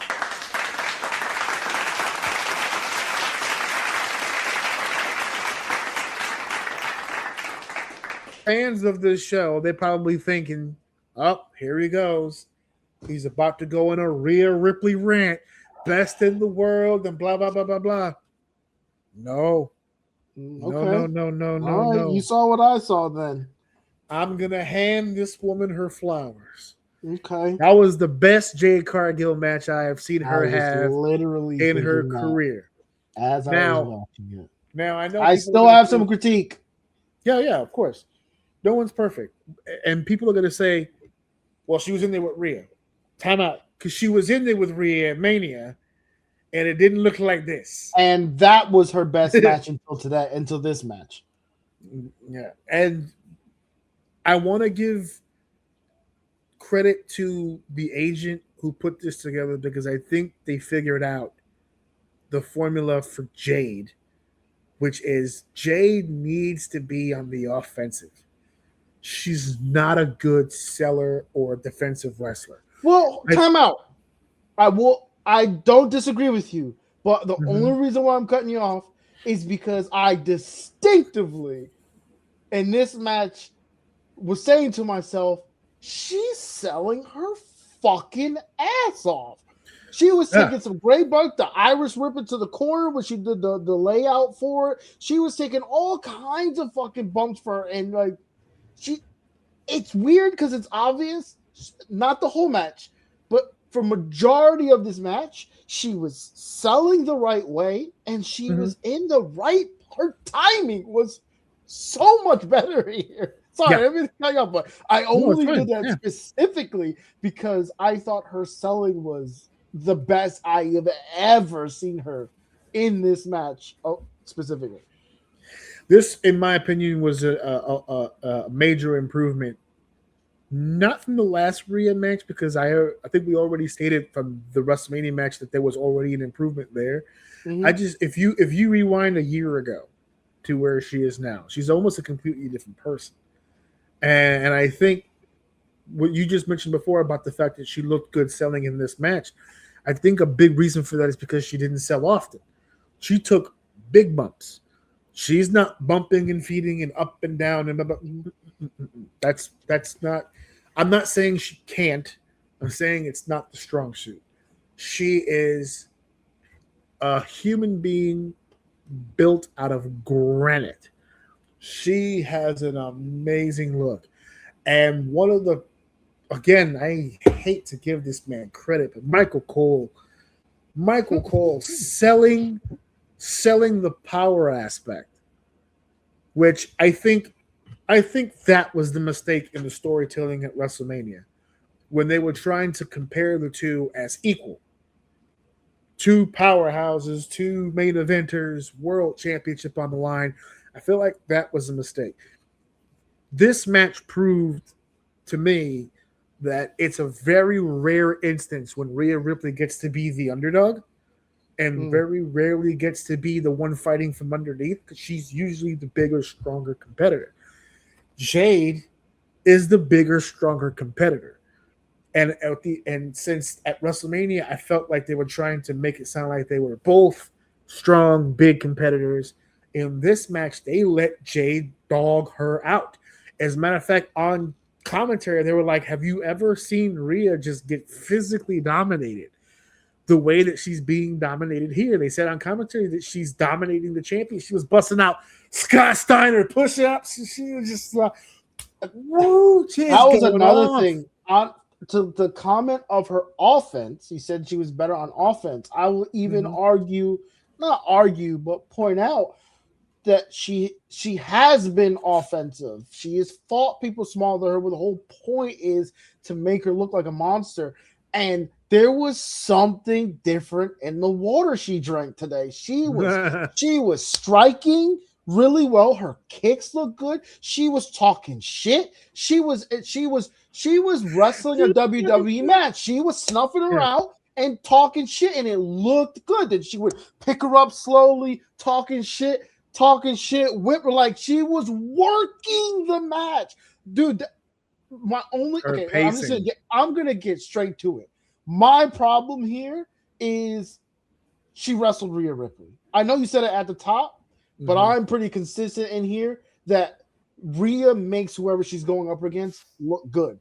But I hesitate to completely take that completely away from Jade because Rhea really took the ass end of this match. So although Rhea was doing the selling, which is a big part of that, Jade was doing the actions, man. She was in there. Yeah. She was really pissing the crowd off. She looked like she was supposed to, for the first time. I'm sorry. For the first time, it looked like she should have been in a high-profile match. For the first time. I'm the first guy. Always. Rhea can get in there with a broomstick. And if this match had happened in a vacuum, meaning there was no previous Rhea Ripley Jade matchup to base it off of, I probably would lean toward, Rhea makes another star. How about that?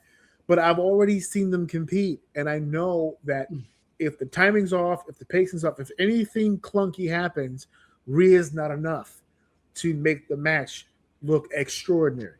This match to me looked extraordinary because, yes, Rhea bumped her ass off. She got a chance to be the cruiserweight. She got a chance to be the lightweight. She got in there. She was bouncing around like a goddamn rubber ball. She was going up there. Jade, listen to me when I'm saying this. I've been saying, how long have we been talking about Jade Cargill on this show? She's the shit. She's never going to get it. I'm telling you, I watched this match and I said, there's the improvements. There it is. I can visibly see it.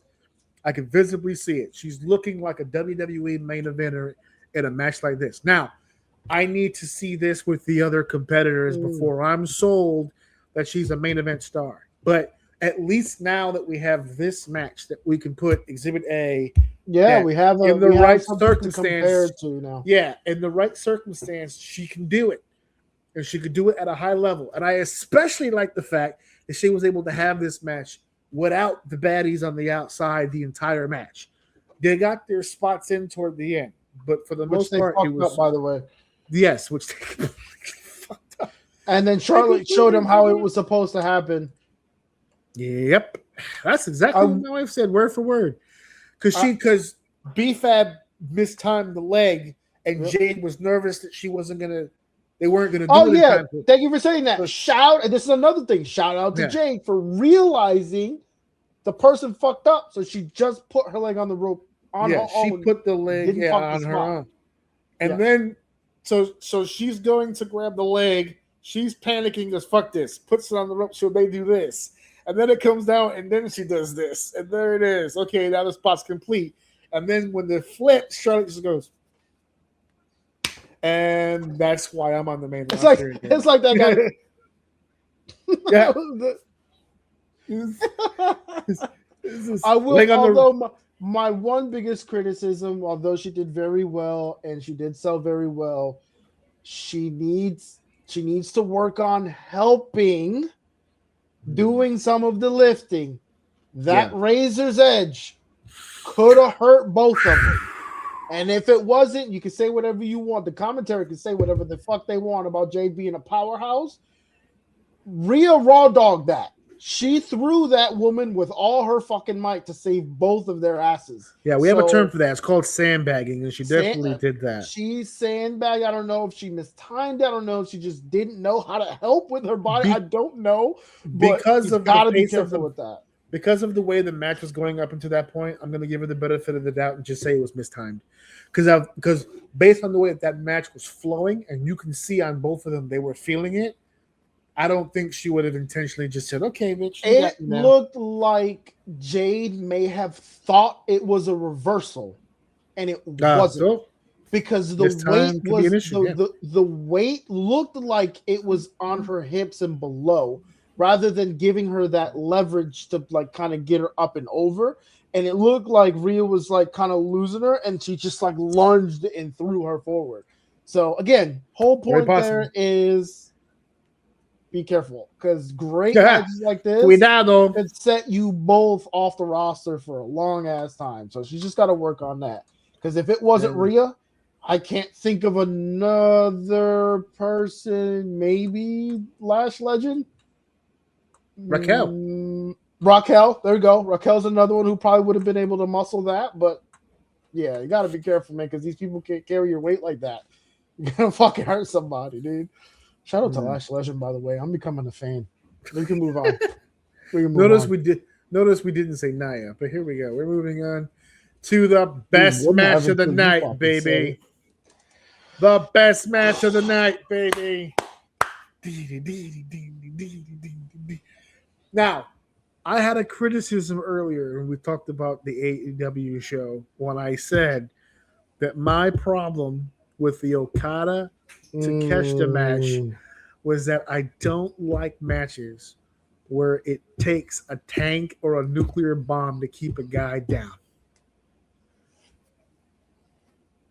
I like this one though. I like this one because hypocritical. I understand, but there's levels to this and there's styles to this. Takeshi and Okada had a wrestling match in a basic contemporary wrestling style to where they're doing regular, everyday, average moves, belly to back, just wrestling moves, and just none of it sticks. That's not what this is. This is two behemoths slapping meat. That's all it is. Big meaty man slapping meat.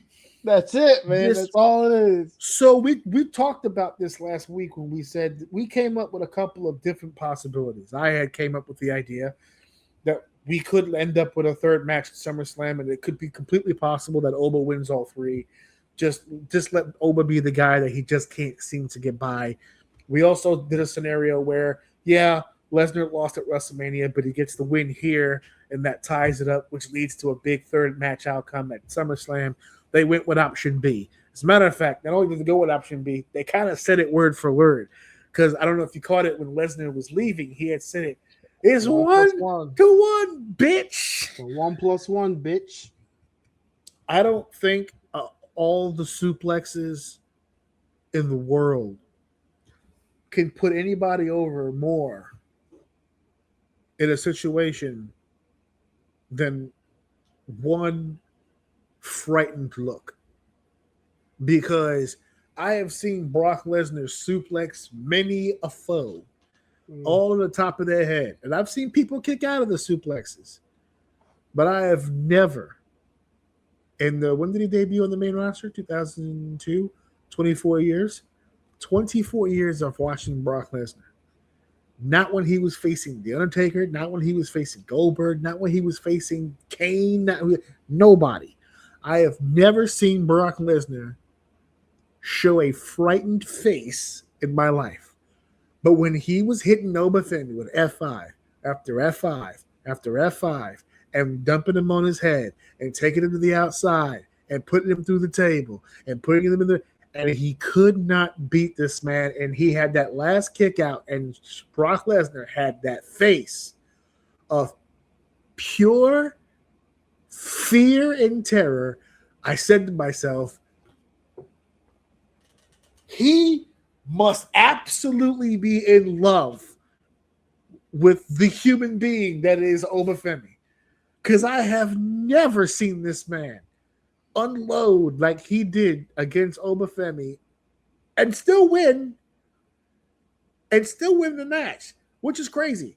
How many Brock Lesnar matches? And before I finish the sentence, just know the answer is 0. How many Brock Lesnar matches?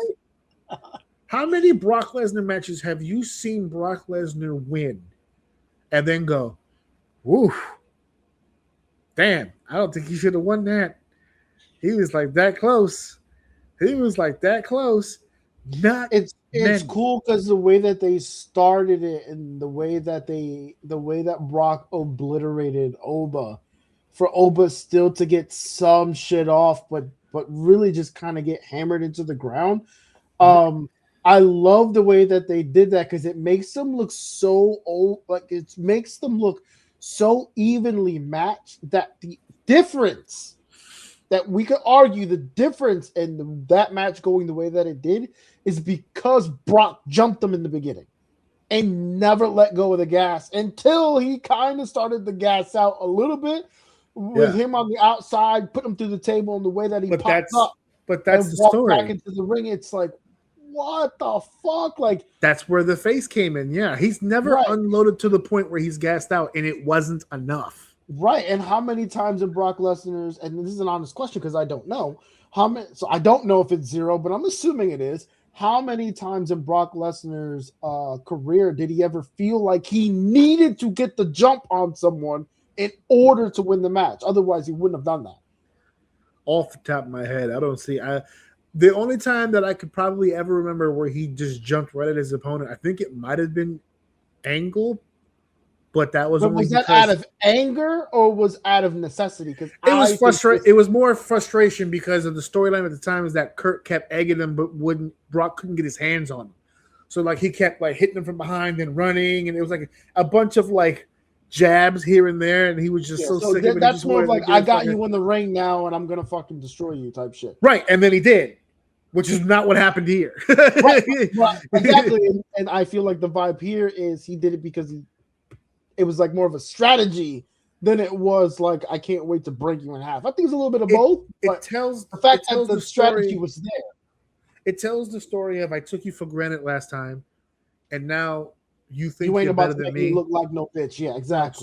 So this time I'm gonna make short work of you. I'm gonna beat you in 2 minutes. I'm gonna play around with you. Yeah. Like I did then he did everything he could to get it done inside of 2 minutes, and he didn't put him away. And he didn't even test the water, right? He didn't do like 1, 2, and then let me see if he's done with that. No, he just went straight to like 4 for the kill. He wanted the kill instantly, no questions asked. You're dead here. Didn't work. And I was saying before about there was a match that we talked about earlier where I was like, put that one in wrestling school. Don't put this whole match in wrestling school. Put the reaction to the F5s in wrestling school, because this is a perfect example of protecting a finish. 9 times out of 10, if Brock Lesnar is hitting you with an F5, it's done. And if he hits you with more than one F5, it's usually because he's not trying to beat you, he's trying to send a message. He tried to do both here. He tried to beat Oma and send a message with multiple F5s, and he couldn't put the kid away. It couldn't happen. And then that face that I wish I could snapshot, put it on the screen right now. That face of absolute fear and terror. And let's not also look past the body language of frustration after hitting those 4 F5s. And then a bunch of shit happening, and then he hits a 5th.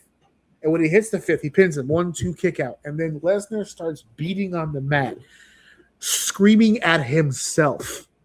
Did you hear that part? He's screaming at himself. Come on. Like, he's trying to, you're the beast, goddammit. You're Brock Lesnar. What the fuck? Put this motherfucker away. And he couldn't fucking do it. That's why everybody who's complaining online, it's so fucking stupid. He's just like, what a bad decision. They buried him.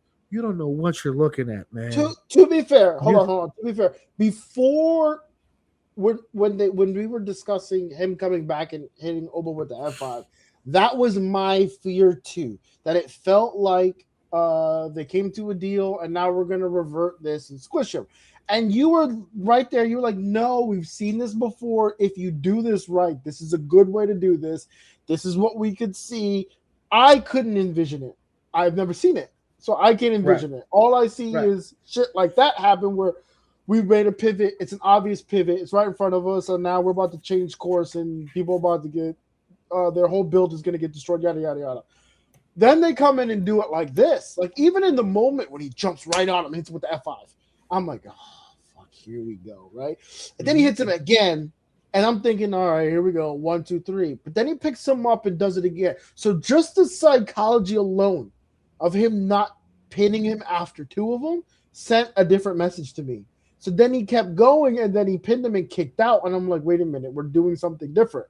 As it started to play out, oh, so you are going to kill him, but you're not going to kill him. You're not going to squish him. You're going to attempt to squish him and just barely fucking get away with it. And Oba's still looking at you in your face, only to come back out on Monday in the tournament match, walk into the ring, slap 5 grown men in the face, only to go to the middle of the ring and do your talk. Like, that shit's fire. We didn't kill this man. He's actually more up off of that loss to me than I thought could have ever happened. He's still smacking people in the face. And Brock, if you're asking me, Brock is still worried about this match. He's acting tough because he got the win. But he's in his head right now. And the way they depict that with this match, I wouldn't have seen it. You could not tell me this was going to happen. But we're here now, and Oba is as big as ever, and he just took an L to Brock Lesnar. He's bigger now than after WrestleMania. And and the way that I can explain this now to people is that going into WrestleMania, he was the fan favorite. They wanted him to beat Lesnar. But in everybody's mind, it's still up for debate. Can he defeat the Beast? Is the question. Then we went to WrestleMania and we saw him defeat the Beast. So now it's believable that he can. But is he better than Brock? Still a debate. Then we have the second match where Brock throws everything but the kitchen sink at this motherfucker and he can't beat him. And it keeps going and it keeps going and it keeps going. And now he's showing fear. He's questioning himself. It's a whole deal. He finally beats Oba. And if you look at the again, all body language, when he beats Oba, look at how gleeful, look at how absolutely happy Brock Lesnar is. He feels like a brand new man. He's God damn it, yes, motherfucker, God damn it, yes, I fucking knew it. I told you I could beat him. That was a man who wasn't sure he could beat Oba until he did. Yeah. Or so even now, if you don't see it that way, it's the man that doesn't behave that way. No, but he's never behaved that way. He was gonna because he expects it. There's no question. Yes, there's no question. Until Oba. So now, based on how you saw WrestleMania, and now based on how you've seen Clash in Italy, in the rematch, in the rubber match to settle the score, explain to me now, who do you think the absolute favorite to win is? It's Oba. It's still Oba. Yeah, because when Lesnar was, but see, he's not the fan favorite anymore. He is the overall favorite to win. Can I because it's been established that he has a problem beating Oba Fett. Can I ask for a stipulation? I kind of want a stipulation here. Oh, okay, here we go. Hold on. You have to get, what stipulation would you put on this final match? If you need to think, I got mine. I have one in my head right now. I'll give I'll go first so you can do your big review. Yeah. I would go based on everything that I've seen so far. I would go falls count anywhere. That's what Okay, that's not bad. That's not bad. I want. Oh no, I'm sorry. That was the wrong stipulation. I'm sorry. That's not what I'm thinking of in my head. Last man standing is what I was thinking in my head. Last man standing. Okay. Where they have to answer the 10 count. That one is the one that I'm thinking in my head. I was thinking best of 3. I was thinking best of 3. Make him pin me more than once. I like the knock him down and he don't get up. That's cool. I also like the idea of not only did I pin you once, though, I pinned you twice. I thought that would be cool too. The only reason why I kind of don't like it is that they've worked really hard to showcase to the audience that it's extremely difficult to get one pin. In a 2 out of 3 falls match, sometimes my biggest hate of those matches is because they know they're going 2 falls, that first fall usually comes pretty quick. 1-on-1. Yeah. Okay. Even if it's just the 1-2, that first one comes really quick. And since everything was already designed to let the audience know That that makes neither one of sense. these men That can't makes really. sense. That's why I picked Yeah. Last Man Standing, because you have to That's defeat your opponent so bad he doesn't get up at all. That I think honestly that makes a little bit more sense in this because And I the even whole have dynamic has been. I even have the visual in my head of Lesnar being in the middle of the ring trying to answer the count. He doesn't answer the count. He's laying there. They announce Oba the winner, and Oba goes over Lesnar's body does with the the taunt. palms. The Conqueror just tamed the beast. He conquered the beast. With that, though, regardless, I really think they should put a stipulation on this. This is one that I want. It's going to have a stipulation. I wouldn't for sure. hate. I'm almost calling for one for this. Just choose the right one. You know what I mean? Don't make it like I don't want them to do a cage. Some bullshit. No Don't cage. put them in a cage. Let these animals run wild. Yeah. That's another aspect of the Last Man Standing that I like. They can do it anywhere. Yeah. It didn't even have to be in the ring. But well, for a 6 minutes match, we definitely got 30 minutes out that motherfucker. That's for sure. This was good. This was a good one. Damn. And then we're back. Well, okay. Way to be humbled. You know what I mean? You don't want your audience to be too fucking excited about everything that's happening. No. We don't need to spend too much time on this, dude. This is I'm not sold on Sol Ruka, dude. Sold? I'm not even. I know sold is actually a bad phrase for that because I'm not even fucking. I'm not watching the commercials. Soul would give the insinuation that she deserves to be here, but she's not there yet. I am underneath Soul. Yeah, I am too. I don't know why I said if Soul, she was in a box in front of a Target that somebody wrote on a crayon with arrows that said free stuff. And it was so ropey in there, I'd fucking kick the box over and go into Target and buy some shit. I might even set the box on fire. I don't know. It depends on what I have in my hand at that time. I'm very hypocritical when I say this because I'm sure there's plenty of things I am okay with. So I'm gonna stand in this comment and say that I understand I'm being hypocritical. I don't like them forcing Sol Ruka down my throat. They've been doing that since the end of Mania, where she had that interview saying, I'm going to do whatever it takes to get on the next Mania. Okay, cool. That's cute. Now, I feel like I see her she's like the most consistent on TV wrestler that I've personally seen. I'm being dramatic. But they really are trying to do something with her, and it just feels weird. And I'm never a fan of handing someone a belt in hopes that the belt does something for the person. And to me, this is just weird. It's uncomfortable. And I feel like she's going to end up in the same position, if not worse, because I even hate comparing her to Tiffany because I actually, if I'm doing a comparison, I love Tiffany compared to Sol Ruka. Like, where's Jordynne Grace? What happened to that? She got called up. And we don't see. I think she's on SmackDown, which doesn't affect this because this is a Raw title. But there's so many goddamn options on the table. I don't fucking get it. And she to me is the hypocrisy of WWE, because that's the one thing that they always tell people that they're not looking for. Is one of the reasons Ricochet didn't get signed till later. It's one of the reasons that Will Ospreay didn't really get a contract offer until he was already balls deep into all these other companies. These flippity-doo people are people that WWE doesn't normally tend to look at until they've proven themselves to be draws. That's why Young Bucks didn't get a contract offer till later. That's why so many of these other super athletes that we have on the indies or overseas don't get opportunities. She's literally a fucking surfboarder from fucking nowhere.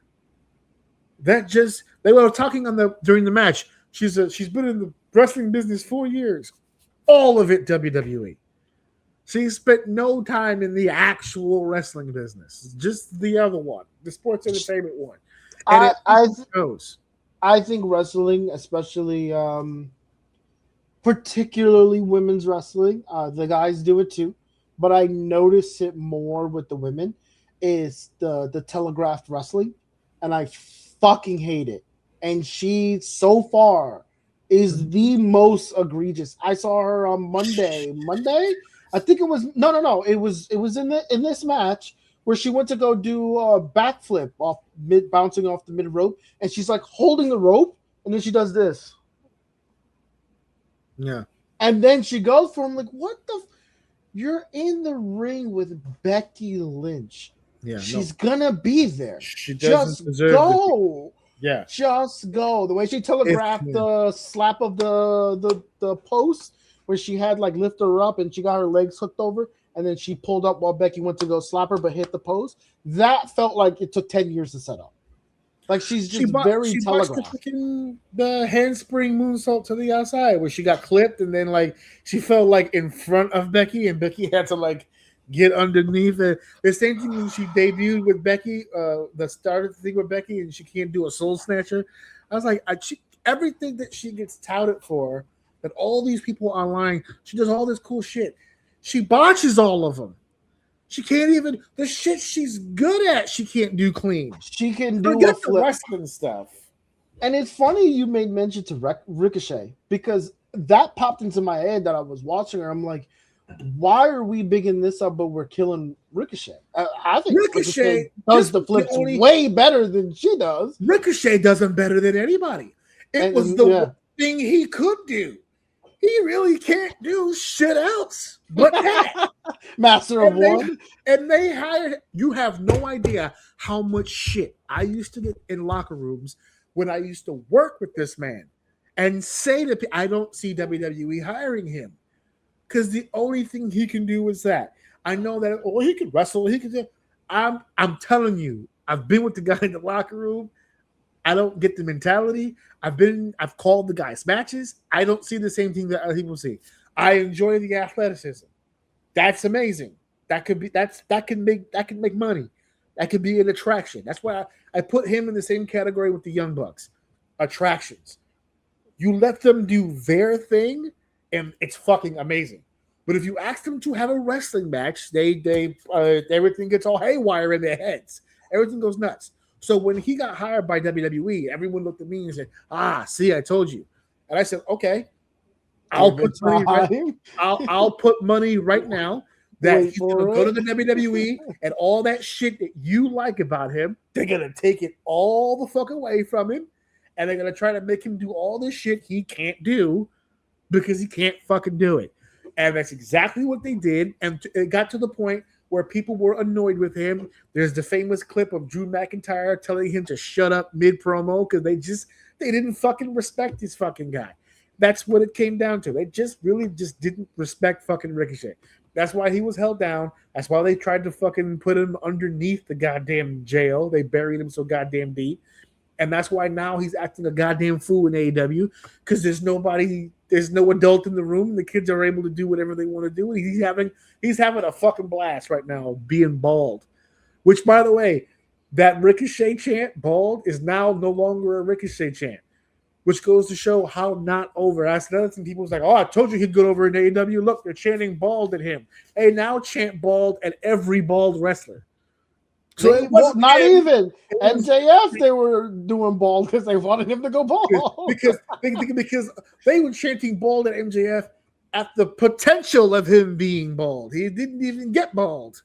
That's how not over he is. And she does the same shit but worse. She can't even do what he does. She does similar type moves, but she fucks him up. She has no time. I'm not saying this in the manner of actual physical attraction or looks. I'm talking about the it look, right? Oh no, she's gorgeous. I'm not talking about her, but that's what I'm not talking about her prettiness. I'm talking about the look. I'll give you an example. Jade Cargill. She has the look. There are other looks, right? Like I would say Rhea Ripley also has the look. She doesn't have the same physique. I'm not talking about physique. I'm talking about the look. She is not even fucking close to a look. I look at her and I barely see whatever belt she's holding right now, let alone the look. So I don't know. I see women that look. When I walk out of 7-Elevens and see women that look like that, I go the other way. I try to keep my change in my pocket.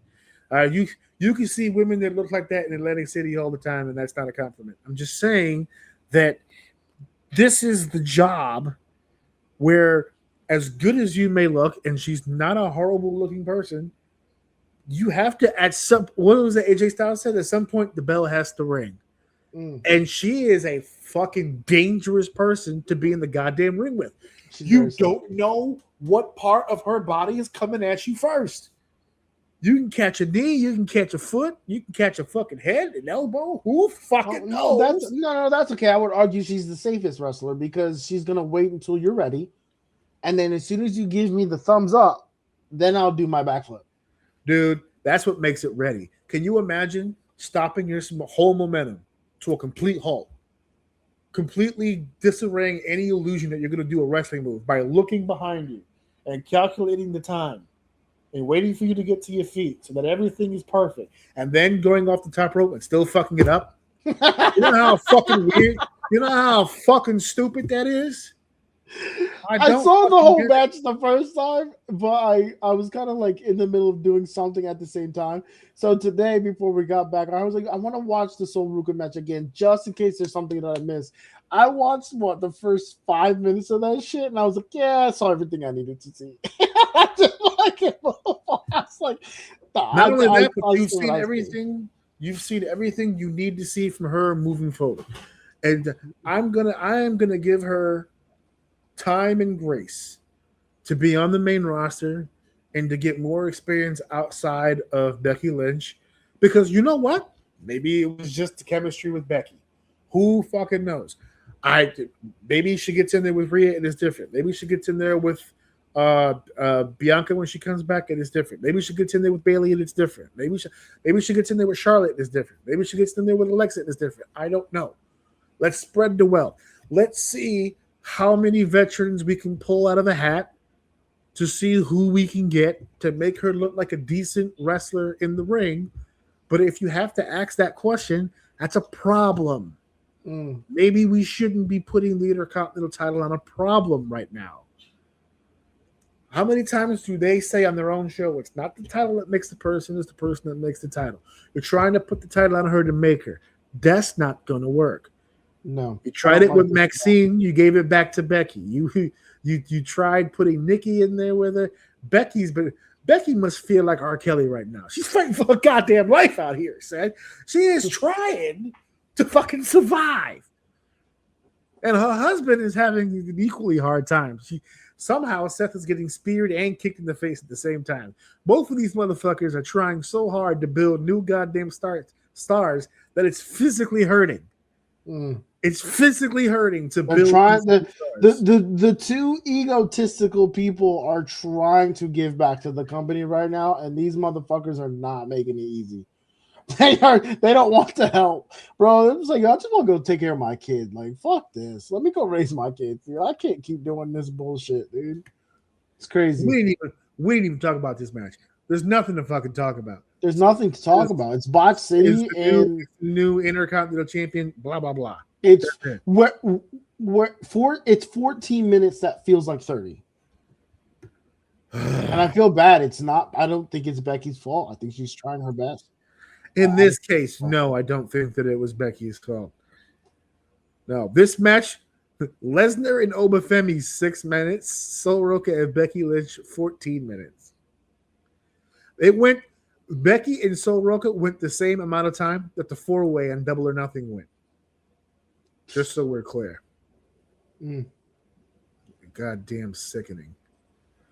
All right, let's take this off the goddamn screen. It's time for the main event of Clash in Italy, and that is Tribal Combat. Tribal Combat for the WWE World Heavyweight Championship. By the way, you convinced somebody. No, I didn't. He said it. I ain't got to convince you. All you got to do is go listen to it. I didn't convince shit. I didn't fucking edit that clip and put it up on YouTube. He said Tribal Combat. I saw a comment on one of the videos where they're like, I didn't realize he said that until you said it. They went back and heard it and said, Oh my God, it does sound 100%. No, he think he's slick. I'm telling you, his nephew was like, "Yo, I bet you can't say comeback on TV." He said, "Watch Raw. Bet money. Say I won't do it. Bet money. Say I won't do it. And I'm gonna come back and get your PS5. Put your PS5 on the line. See if I won't do it." Which you know is gonna hurt because that GTA 6. That GTA coming too, and Jacob could afford it. Little kid can't. That's fucked. Yep.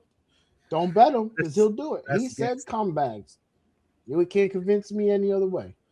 The main event here for the world. And Roman said I accept, which is the crazy part. He just yes. He said yes, please. I need all of that. Didn't hesitate. With his chest out and everything. Yeah. I accept. I need a doggy bag. Said, Roman, are you gonna take time to think about this? No need. Nope. Wait, what did you say? Yes. Yes, I'm in. I am in for sure. Anyway. And so was Jacob. He was in. So it's for the World Heavyweight Championship and the title of Tribal Chief. It was all or nothing here. And I want to I want to help with some misconceptions here. Okay. So during the course of this build-up for this match, Roman Reigns did a promo against Jacob Fatu. I think it was the week before the actual show, where they were confronting each other, and Roman had said that if Jacob were to win, that he would acknowledge him. Meaning if he would become tribal chief, he would acknowledge him. But if Roman won, that Jacob would have to serve him. That was the conversation that took place. So when Jacob loses this match, which, spoiler alert, Roman Reigns retains the title, there wasn't much of a discussion after that match. It kind of just jumped right into, it looks like Jacob's now part of the group. They didn't really explain it much, but they made that face. Jay was like getting on his ass. Come on, let's go. You coming with us? Da-da-da-da. And then on Raw, which I didn't get to see all of Raw, but I saw the clip. Oh, he had a fucking banger on Raw. Roman, I get chills thinking about it. I love that. Go ahead. Anyway. So Jacob cut this great promo about keeping his word and showing to his kids that he stood up to the tribal chief and took a shot and all that stuff. And he said, but he's going to stick to his word. And he acknowledged Roman as the tribal chief. And Roman looked at him and said, you don't understand this right now. You don't get it right now, but I love you. And they did the whole deal. And Jimmy cut this quick thing where he does a thing with they the twos and we the ones. And they throw the ones up.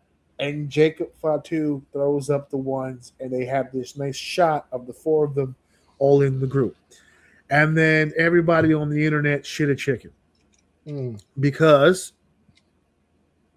the last tribal combat match, it was Roman Reigns and Solo Sikoa. And Roman Reigns won the match, thus regaining his title as tribal chief and retaining his Ula Fala. But I remember that. It's called the Ula Fala, but I love when Cornette calls it the Ula Waffle. You know, it's pretty cool. But Solo did not serve Roman when he lost. In fact, he already had a group that they were calling the Bloodline, and when they lost, they became the MFTs or whatever they're. Before they got released, they were the MFTs or whatever the case may be. So people were like, "Well, that doesn't make sense. Solo didn't have to serve Roman when he lost." That wasn't the stipulation. That wasn't the stipulation. People also forget that Solo Sikoa was the second tribal combat match. This one with Jacob is the third. The first one was Roman and Jey Uso. And that was the stipulation again. That should Jey lose, he would have to acknowledge Roman as his tribal chief and join him in his quest to rule the WWE. If I'm not mistaken, set Jey into his greatest part of his career. That's when we started getting Crash Out Jay. That's when we got Bloodline. That's how the Bloodline literally began. It was tribal combat, bringing in Jay and Jimmy not wanting Jay to do this shit by himself, and it became the three of them. Then Sammy got involved, then Solo got involved, it became a whole thing. But the Bloodline was literally built off of the back of tribal combat. So when people say, well, the stipulation doesn't make any sense. Solo didn't have to serve. Solo didn't have to serve because that wasn't the goddamn stipulation. The only stipulation was the Ula Fala. That Ula Fala was not on the line here. Roman, if you notice, came to the ring with the Ula Fala. The Ula Fala and the title in question of the tribal chief was not on the line. Roman came to the ring as the tribal chief. Jacob Fatu was in search to usurp him as tribal chief. When Jay not even technically, he didn't give a fuck about the tribal part. He just wanted the belt. He said no. He later cleaned that up and did say that he wanted the tribal chief because he wanted with Kane with the title. The first promo he cut, he said he didn't give a damn about. I misunderstood it then. Okay. No. You understood it fine because when Jacob initially challenged Roman, he did say he didn't give a damn about tribal chief. He just wanted the things that came with being tribal chief. He wanted the money, the cars, the good life for his family. You realize that's what comes with it. So Roman had preached to him later. He goes, "You want all the things that come with it, but you don't get those things without being the tribal chief." And that's when Jacob was like, "Well, it looks like then I'm coming to be the tribal chief because I want that shit and I want it to come to me." So then he did clean it up eventually. But yeah, that was the whole thought process going into the match. So for everybody who seemed to be confused, it wasn't the stipulation at the time. I thought this was a solid match. I thought it was really good. It was definitely the main event of this card. For me, felt like the main event. I love the fact that they're elevating Jacob. I don't like the fact that it took 2 losses to get there. But I like him in the bloodline because for everybody who keeps saying I'm sick of the bloodline, this is a different bloodline. I feel like this bloodline is like fragile. Really? No. They have the potential to be dangerous because of the 4 involved. These are 4 main event players all on the same team right now. To back up what you're saying, I want to say what I'm thinking you're saying. Okay. I think when you say fragile, I feel like Roman has to be careful the way he does this. Oh, any one of these 3 could fuck him at any goddamn moment. At any point. At any point. Which is segue, good segue. Which leads me to that fucking bar he dropped on Raw that literally gave me chills when he said it. When he's bigging Jay up, and he was like, "You got to go out there, you got to win this thing, because you get to try to title." He's like, "This, you've had this." Did you see this? No. You didn't? Okay, so he's talking to him, and they're talking about this the tournament. on Raw? Mm-hmm. So they're talking about the tournament. I didn't see it. Oh, okay. So they're talking about the tournament. I can spoil it for you. You don't give a fuck. They was talking about the tournament, and he's talking to Jay, and they're sitting there, and in the back, and he was like, "Yo, Jay, you've had this, but you haven't had the other one." So he's like, you need to get out there. You need to win this thing and bring that shit. Basically, he's like, I'm not good verbatim, but basically, you got to bring that shit back to us, right? Like, I got one. You know what it's like to be a champion. You need to go get that shit. And then he said, hardest part, bro. He was like, there's 2 ends of the table. And Jay looked at him like, bro, we don't talk about, listen, everyone can't be Roman Reigns, but everyone wants to be Roman Reigns. No one knows what it's like to be the number 2 for mad years and then finally get that recognition that you're not there for, because being a good number 2, that's not what you're looking at, but to be acknowledged by like that. So when he said there's 2 ends of the table, the look Jay gave Roman, like his dad was so proud of him. You know what I mean? So he dapped him and I low-key kind of hope that happens, because that'd be a weird way to get both belts back on Roman. Put it back in the bloodline. But still keeping, and they've been doing a really good job at kind of low-key separating Jay from Roman. There's a lot of times where like they're doing a bloodline segment, but Jay's, like, for instance, going to meet Fatu somewhere, and then the other 2 are in the ring. Like they're trying not to smother him, So I know people are gonna fucking hate that. To put that other belt on Jay, if not just for a little bit. Oh, dude, I think that would just be kind of fucking cool to see, dude. I don't know that there's two ends of the table shit. Oh my god, dude, that was a fucking bar. That was a bar. Love that shit. I'm actually not all that against him winning the King of the Ring. I don't know if I want him winning the WWE Championship just yet, because in my mind, it is a different bloodline. And although Jimmy has never been a world champion and Jacob is just now getting to the main event scene, I do kind of perceive all four of them as kind of high-level talents. And remember what I said at the beginning of this. The bloodline started off of that tribal combat match between Roman and Jay. A real cool full circle moment, because if you think about it, Jay's checked off a lot of career boxes. Been the world champion, did it at WrestleMania, reunited with his brother. They made amends. They actually won the tag titles again. He's just checking off box after box. One of the most over guys in the company, top merch seller, just box. There's one box unchecked. When they were on Raw and the crowd was going crazy, wrote the Roman, all that stuff cheering Roman. There was one, and Jimmy pointed it out. There was one section, like it was a pretty good size section, where Jimmy pointed and the camera actually changed over there. And while everyone's doing Roman stuff, they were like this. Oh, yeeting. So it was in the midst where Roman's in the ring. There's still that sliver of people. I mean to cut you off, but like there's still that sliver of people that. And I'm glad that it's celebration of Roman. They're still acknowledging Jay. Still.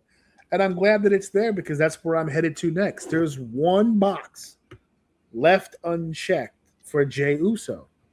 And for a while, he hasn't had the opportunity to check that box because it required something special and unique. And that requirement was that Roman needed to win a world title again. And now he has one. And Jay, in that one box left unchecked, is he's yet to beat Roman for the title. All those times that he faced Roman for the title, it's what made him main event Jay. All those matches with Roman where he would lose over and over, despite losing, it built him and eventually became the right-hand man. That's how that whole thing started. Now Jacob is taking loss after loss. They're rehashing it all over again. Jacob's taking loss after loss, and now Roman is grooming Jacob to be that next guy. But Jay is right there, and there's one box left unchecked. If Jay really wants to get out from underneath the shadow of Roman Reigns, he's going to have to beat him for a world title. Now, if he wins the King of the Ring, sure, he could challenge Cody Rhodes for the WWE Championship. He could challenge Roman Reigns for the World's Heavyweight Championship. There are many an opportunity on the table. And the Jey Uso that fought Roman Reigns for those titles in the past, not the same Jey Uso that's competing today. That is a superior money match in today's WWE. I like that story. I just don't want to end what's happening right now too fast. So, which is ironic, because there's some people online that want it overnight now. They don't want the bloodline. They don't want the bloodline to exist right now. And I don't hold that shit against people, because fans are fans and they're not worried about business. The bloodline being back together is more of a business decision.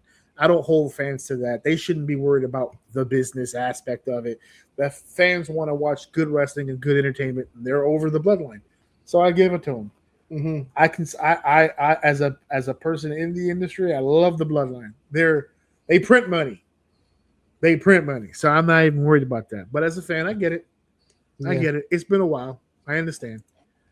So that is your Clash in Italy, and it is now time to hop into a plane once again and head over to good old Mexico, baby. We're heading down to our main event segment. It is now time for the main event of the evening. And it is time for us to go to Triple A's Noche de los Grandes 2026. I want to start this off with AAA by saying, you know the wrestling's good when you don't have a fucking clue what anyone is saying and you're so fucking invested. I don't know what the guy's saying, but I know he means the shit that he's saying. For sure. Now they have the subtitles. I do appreciate that. But I have a question, and you can't answer it. I don't think a lot of the fans that watch my show can answer it. But according to Podbean and according to YouTube, we do have some people listening to the show over in Mexico. So I want to ask the question. Because I'm digging what I'm seeing from AAA recently. Not just this build up here. This is obviously a really big deal. But not for nothing, just in general, I've caught myself on a few occasions going onto YouTube and watching these shows live. I'm watching more AAA now than I've ever watched in my entire life, and this isn't the first time that they've been on YouTube. They've had other shows on YouTube before. I've watched a few on my Oculus, which is pretty cool to watch. I like a 3D thing. That's pretty awesome. Sounds nauseating, but does it put you in the does it put you in the camera crowd? is like no, the camera is like in a front row seat. It's like right there, and then it has another camera shot where they put one of the cameras like on a ring post. Oh, okay. So like there's different times where it mixes around. Yeah, kind of cool. And so I'm watching more AAA now than I have in a long time. And they haven't completely eviscerated the locker room. There's still a lot of AAA originals on the card. But I do notice the influx of WWE talent.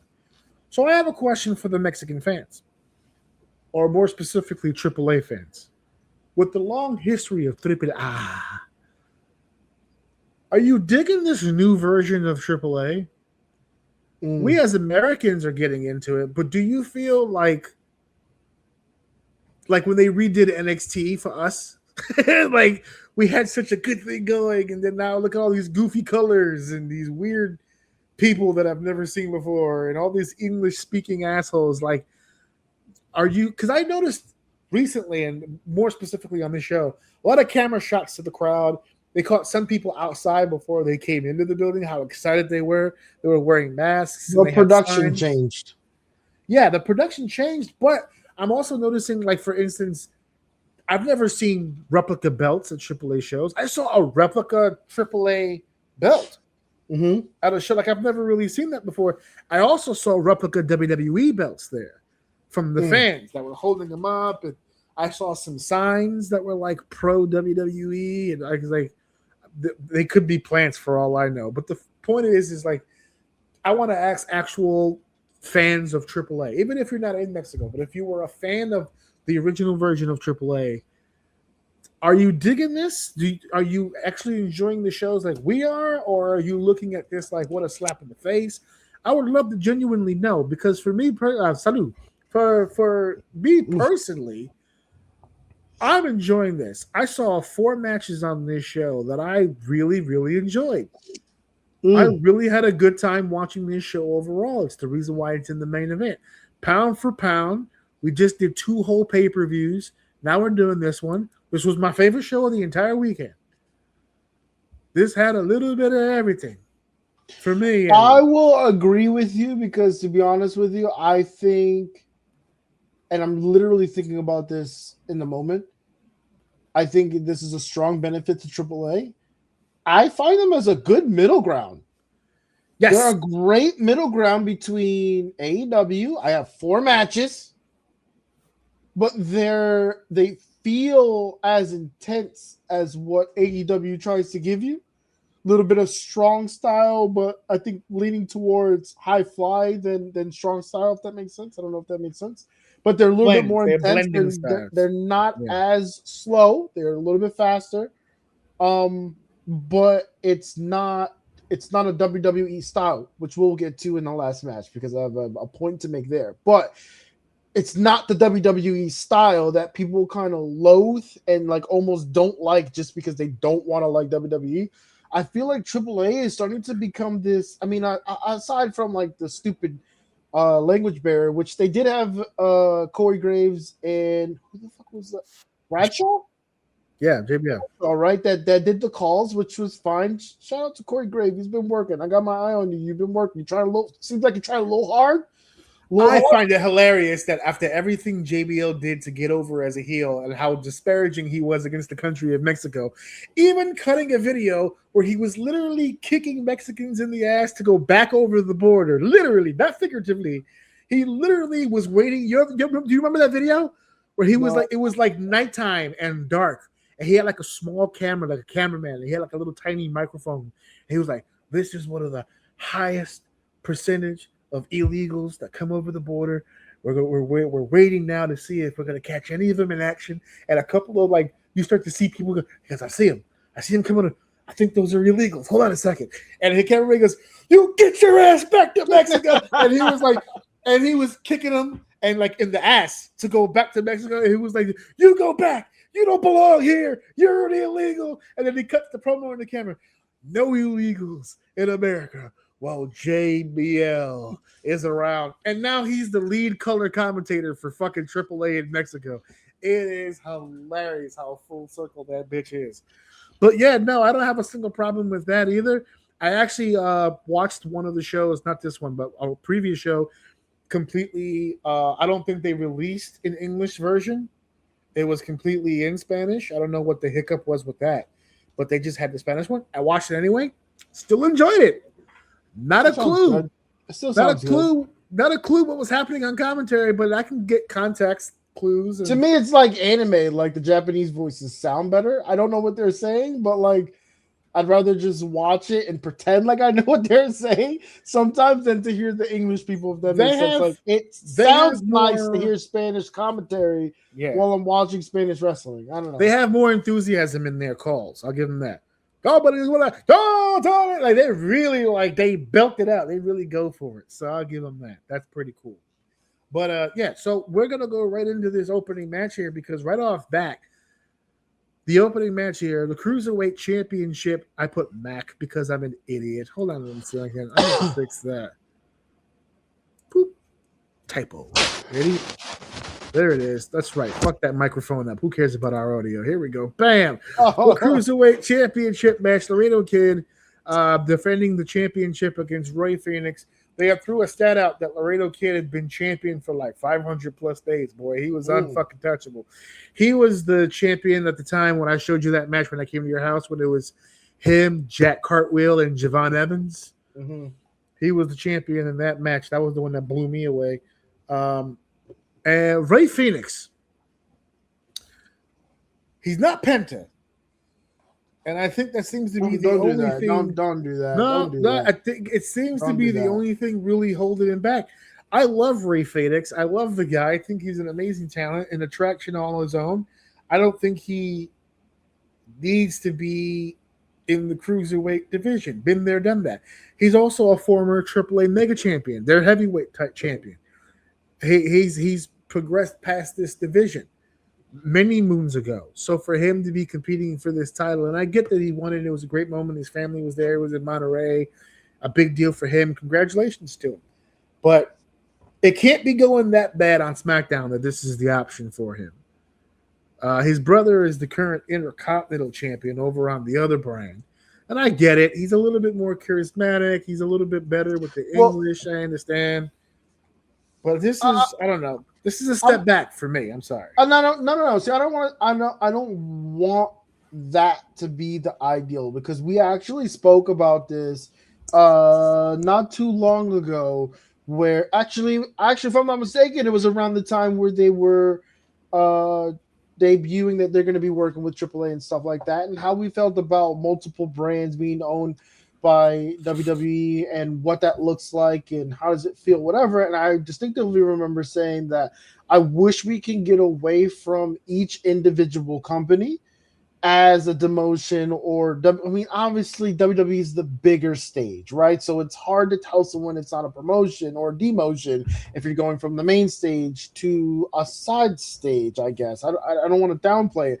But my point to it is there's just a disservice given across all NXT, AAA, whatever that case may be, by just stating because you're not being utilized on the WWE stage right now doesn't necessarily mean you kind of either don't deserve to be there or wherever the case may be. Now, maybe Rey Fenix, to your point, isn't where he should be to be able to put him on that stage. But I don't want to take away from the fact that if there is a place somewhere in this company for you to be a top star, I don't think that should be a knock on you. Actually, when I saw him win this, my issue is not him performing at AAA. My issue is the cruiser. You just said that. You mean it's the cruiser aspect. The weight class is what you had a problem with. You just said it shouldn't be an issue that he's the top star somewhere else. I agree. But they're not using him as the top star. They put him back in the lower division. I don't understand that. Okay. I got you. The cruiserweight part is my issue. Yeah, I don't. He's not. That's wouldn't that be equivalent to the Intercontinental title? No. And you want an equivalency? The equivalency to me would be like, you know how AJ Styles left TNA, did all this great shit, became WWE champion, all that stuff. It would be like if he went back to TNA to do like a one-time show or whatever the case may be, and they put him in the X division. It's like, no, that's not where AJ. But that would be nostalgia, wouldn't it? No, that's not where. No, that's not the nostalgia that people were looking for, because AJ was the face of TNA. He was the world's heavyweight champion. He was the guy. He was Cena. He was Stone Cold. He was the guy.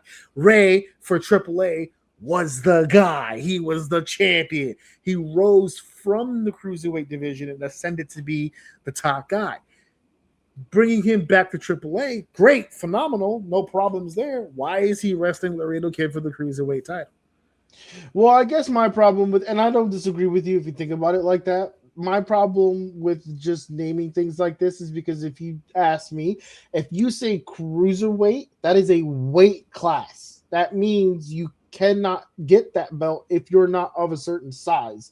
You weigh out of that into the heavyweight division or whatever the next division is. So I guess in my brain, when you say cruiserweight champion, to me that's a big belt because you're the top of the cruiserweights. But in this situation, it doesn't stop him from competing for the heavyweight title. So if I look at it in that aspect, like you're saying, then yes, it is technically to me, this should be the top title of his weight class, but that's not how wrestling works. They don't work off of weight classes. So if I look at it the way you're saying it without weight class, then yes, I understand what you mean. This is a lesser belt out of the spotlight, not like the heavyweight belt.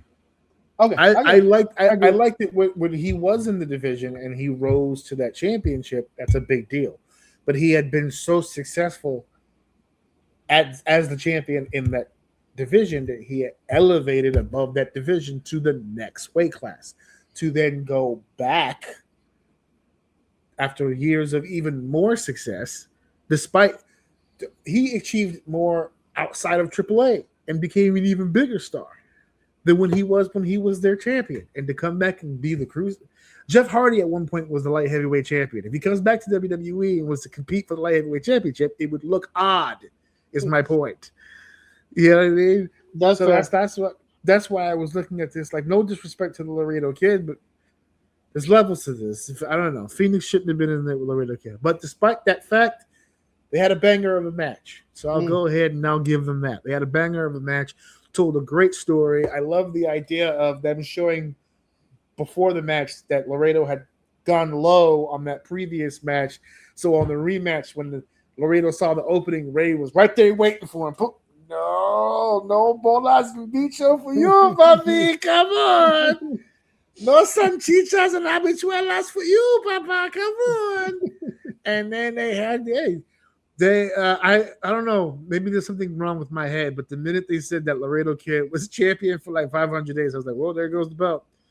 And sure enough, that's what happened. And I think he ran a little long on his celebration. He went to go say hi to his family, and then they cut the lights off on him. It's like, all right, brother, we got shit to do. You over here, you treating this like the WrestleMania main event. You the opening match, bro. We got places to go. But no, solid match, good stuff. Love Ray Phoenix, love Laredo Kid. I wonder what happens to Laredo moving forward now, or does this? Break. Yeah, I don't know. Yeah, 500 plus days. Shit. A lot of work, man. That's a lot of goddamn This work. ain't punching in and out of a warehouse and sitting in front of a machine, brother. This shit different for 500 days straight. That's a lot of fucking work, man. Lot of work. Tranquilo, papi, tranquilo. All right, I'm using this as an edit point, to be honest with you. This is going to make the show. This has been a bad recording night. There's been so many fucking things happening, but I don't want to take it away from the excitement that we're having from the actual. It feels so nasty doing it. Yeah, I know. It's like I was just in there, bro. Like, this is not... Oh my Look, God. I don't want it to. I want to put these in as shorts, so I want to give it its due diligence. But we ran into a technical error after the Phoenix Laredo conversation, and we just sat here and did 2 straight matches before we realized the fucking thing wasn't even on. So that's not going to be a fucking thing. So let's talk about this fucking Latin American Championship one more goddamn time, with the conversation essentially being, so when you guys look at all the other matches and you see 10 minutes, 8 minutes, 12 minutes, 20 minutes, and then you see this one be like 4, just know that we're not trying to be disrespectful to the match. It's just, I fucked up and we have to do it again. So it's not how we felt about the match per se. It's just, we're going to bullet point it for you right now, because I'm not going through the emotion of everything that we just fucking went through. With the conversation or the tone essentially being, I felt like of the 4 matches, this to me was 4 of the group. I love the fact that it, I want to bring, I'll rehash the joke. It's not going to be funny now, but fuck it. Maybe they'll laugh. That it's El Hijo de Wagner Jr. defending the championship against El Hijo de Vikingo, which I think is funny because it's the son of Wagner Jr. and they call him Wagner 3. So I made a joke about it being Wagner. I don't have it in me right now to do that joke again. It feels nasty. It feels like it's like you're holding me down and like you got a loogie just like dripping slowly towards my face and I can't fucking move. It's dangling. As a performer, I will admit I don't like retaking shit. As a non-performer, nasty. In the history of this show, we one take practically everything. I'll edit things out, but for the most part. So I don't want to disrespect the 2 gentlemen that we're talking about. That was my point. Of the 4, I felt like this was 4. That was a good match. It was a good match. I said it wasn't really a Vikingo. Like, I think people are more on Vikingo than I am. Yeah. But it was a good match. They did their thing. They was all flippy and they not did all sold in him stuff. as a performer, or do you find him to be like kind of a one-trick pony? Like, what is it? Like, I remember when I was first introduced to him with the Dom thing, they really sold him as like this big guy. And again, I want to make sure I put the asterisk. I don't watch AAA for every piece of content. As far as I'm concerned, he is that guy. But in the small sample that I have, I don't think he's bad. I just don't think he's the guy. But I don't know who the guy is either. So it's a bad take. You know the guy is. Especially to do it twice. It's a bad take. But my point is, it was an okay match. It was. I said earlier when we said we're gonna do it again. I said we got to redo the mid because that's what my energy is towards it. That was my response to your criticism when I was talking about the burger meat. And I was like, it's all right. Yeah, it's all right. It's not bad. I enjoyed it. I had fun watching it.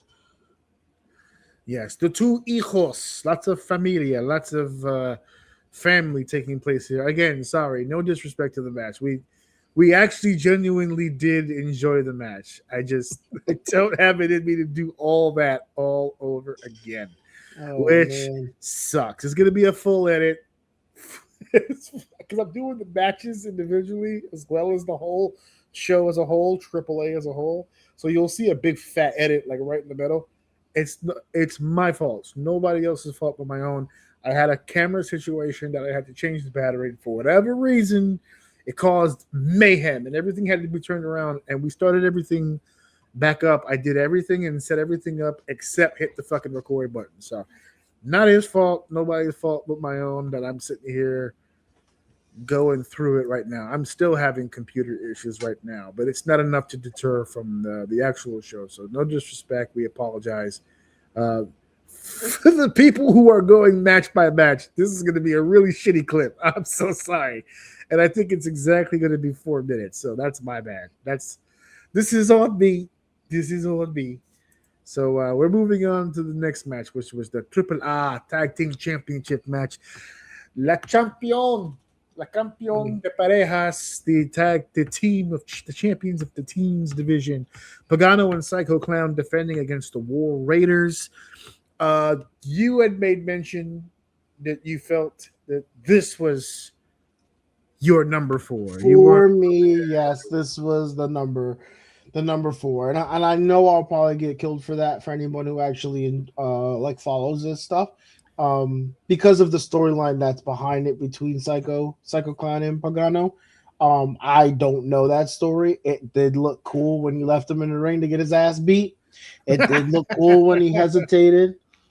I don't like that spider web that just fucking floated down from the. It did look. We're cool. Having all kinds of fucking issues. Now he's being attacked by the wildlife. And it's just... it looked cool when they had their little back and forth, when he looked behind them, when he made it look like he was gonna go save him and decided to say Psycho Clown tore his skin off to convert Pagano. That was trippy as fuck. Yeah, that was trippy. That was cool too. But again, like I said, I feel like if you're in the loop and you know what was going on, I feel like it's the complete opposite. Like that shit fire, and you can't wait to see what happens next, which I kind of low key can't wait to. But I don't know how much of this I'm actually following, so it was good. It was a decent tag team match. Like I said, it's nice to see some tag teams actually go at it. But for me, unfortunately, it felt a little flat. But I think that's because of my ignorance. That's all. Other than that, the match I don't think it's fine. Ignorance, because I watched the shows and I don't know what the fuck the War Raiders were doing here. I was completely surprised and blindsided by the War Raiders being on this show and competing for the tag team titles. But no disrespect to them at all whatsoever, but let's call a spade a spade. They did win the tag team titles, and then congratulations to them. It probably means, unfortunately, we'll probably get more of them on AAA. And I don't have a problem with them as a team. Just don't know if I want them in AAA, messing with all this stuff I got going on over here. But I will say they were the instrument of the breakup, and the breakup, to be honest, was the focal point of the match. They were the tools and the method of the destruction. Not only did they cost them the tag team titles, which is what caused the argument in the first place, but them beating the teetotal shit out of Psycho Clown in that process, and Pagano walking down the aisle like, nah, fuck it, and just leaving this dude to sit there. By the way, side note, I did get a chuckle out of this, and if this is a creation of the War Raiders, then kudos to you. They beat Pagano and Psycho Killer with this big tag team move, right? Well, he tosses one up, and the guy catches him, brings him down, boom. They called it the DTM when he beat him. And I'm like, what the hell is DTM? And I think JBL also said, what the hell is that, or something like that. And Corey goes, the double team maneuver. And I said, shut your whore mouth. You shut it. Did you call your double team finish the double team maneuver? It's fine. That's incredible. That is incredible. I'm still trying to convince somebody to use a drop toho as a setup to the finish. At one point, I was trying to convince a dude to use a drop toho as a finish, but we couldn't make that work. I said, the least you could do is use it as a goddamn setup, bro. Hit it with that drop toho face plant. There comes the real finish, baby. And he fucking gets him. It's fucking, what a story. You got to tell the whole story from beginning to end. So I'll give the War Raiders their due. They are the AAA Tag Team Champions. But there are bigger fish to fry as we head over to our main event. It is time. So, really quickly, since this is now a whole new clip, The previous 2 matches were shortened down because I had a technical issue with my camera. And once everything got reestablished and put into play, we started talking about the show to finish up as we were doing before. And I did not I did everything but the record button.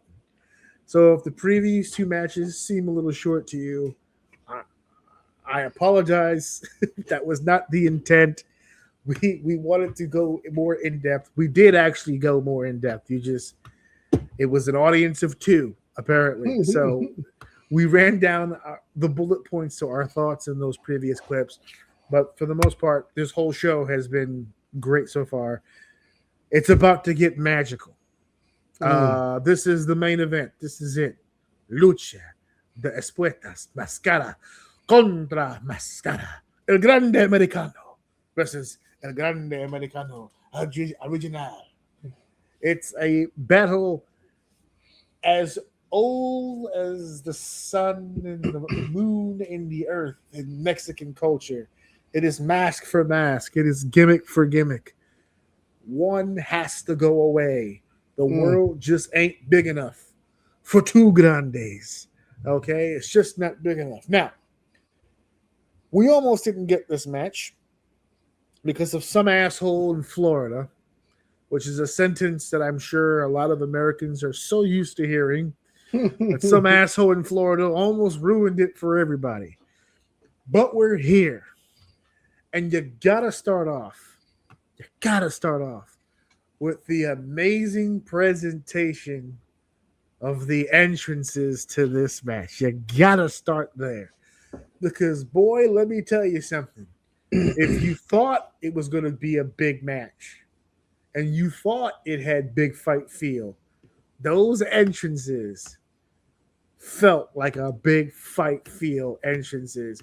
And you can walk by the original Grande Americano doing this shit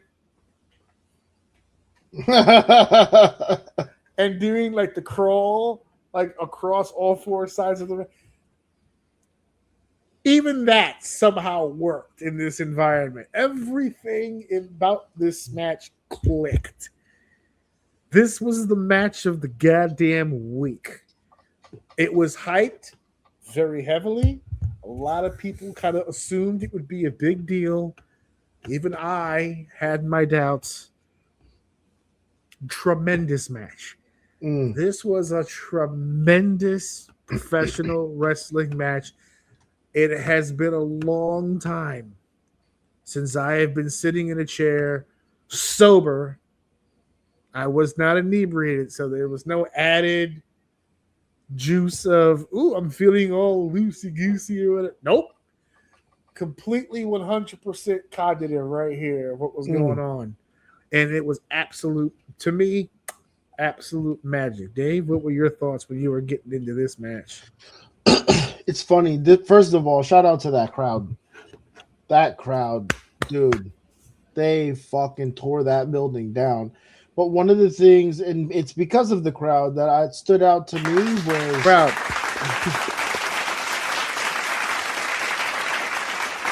Yeah, they wrestled a WWE match.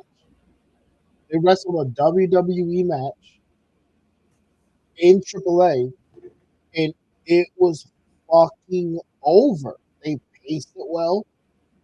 They hit their spots. They beat the shit out of each other. They wrestled their fucking ass off. I love the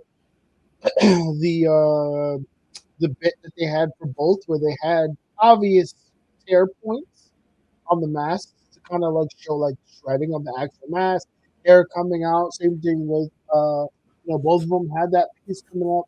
They really were giving each other the business. No one person really was kind of dominating. They were kind of going back and forth. The involvement of the girlfriend buying the ticket got a pop. She showed the ticket. So the point of that for me is like the story. Not only was the match going, but the story was just going. Like they were buying into every part of it. And he's like beating that guy. It's like, what dream? Isn't that every man's dream to be beating someone's ass in front of your girl and she's like cheering you on?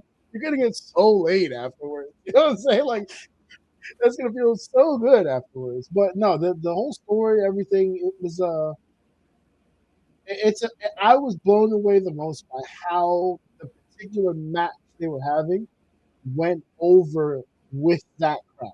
That's the standout point for me. And can I add, just for a second, was that the girlfriend that was in the elevator? I believe so. I think that's the real girlfriend. And I think she works for AAA. Because the whole gimmick was she got fired. Yeah, I think that's the girl he's there. If that's the girl that was in the elevator, that guy deserved to get his ass beat. So, yeah, watch it come out. How dare you interrupt my flow with this? Are you insane right now? What does the young kid say? Fine shit. I'm with this fine shit right now. I hate that one. That is a beautiful woman. My goodness. He is living good in Mexico. If I'm him, I tear my Austrian citizenship up right now. I'm good. It is very rare to see a man glow at the pinnacle of life. Like he's literally at the top of his life right now. Oh, and that's all at the end when he was in the ring by himself with his girl and everything like that. It's like, that's what winning looks like. Like this dude has the gimmick. He has the Mexican people behind him. I didn't know he actually spoke fluent Spanish. Fluent. Like he's fluent. I thought he just knew some words and he said them really well. But then there was a scene where he was like walking with the Mexican people, and I think there was like a song, and he was saying the words, like he was singing the song.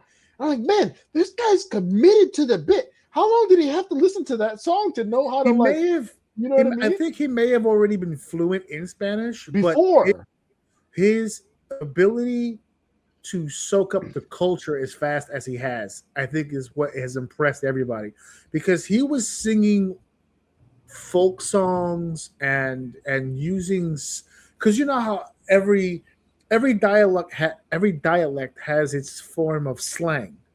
Mm-hmm. So like even if you speak like he's from Europe, right? So even if you've learned Spanish from like say Spaniards, to bring that Spanish to Mexico might cause some translation issues, even if it's still Spanish, because everybody has their own code words for it. The way that he has adapted to the culture of being there, like I can't help but be impressed by like all of that. Like I think it's what helps them embrace him, and boo Chad, because Chad's version of the gimmick did feel like a joke because he doesn't really speak the language. He sounds like the whitest guy possible. Great athlete, but it felt like to his point, it was kind of a part of his gimmick. Yeah.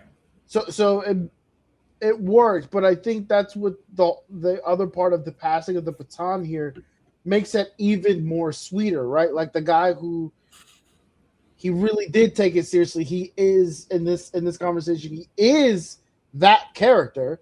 So him winning for the people, like that's what it kind of felt like. It didn't feel like El Grande Americano won. It felt like the Mexican people won. You know what I mean? Like this shit. Like if you told me after that match they all went into the streets and celebrated, I would not be fucking surprised. Like that's how that building feel. I also want to point out an aspect that I'm going to use this sentence again because I think that it fits. Another wrestling school bullet point. Selling as a babyface. There were so many times where the other Grande, not the original. I don't want to use the other name. I want to stick to the names for now. And when the babyface Grande was down and selling, those moments where he was down, and despite being down, he kept putting his hands out to the audience, like through the ropes, like he would just reach out and like try to get them to like take this ride with me. Come on, baby. Come on, just feed me your energy. Feed it to me. Give it to me. I need it right now more than ever. Come on. He was trying to hit him with a Mexican spirit bomb. He needed your energy. He needed to feed off of it. Give it to me. And His ability to sell as a babyface, amazing.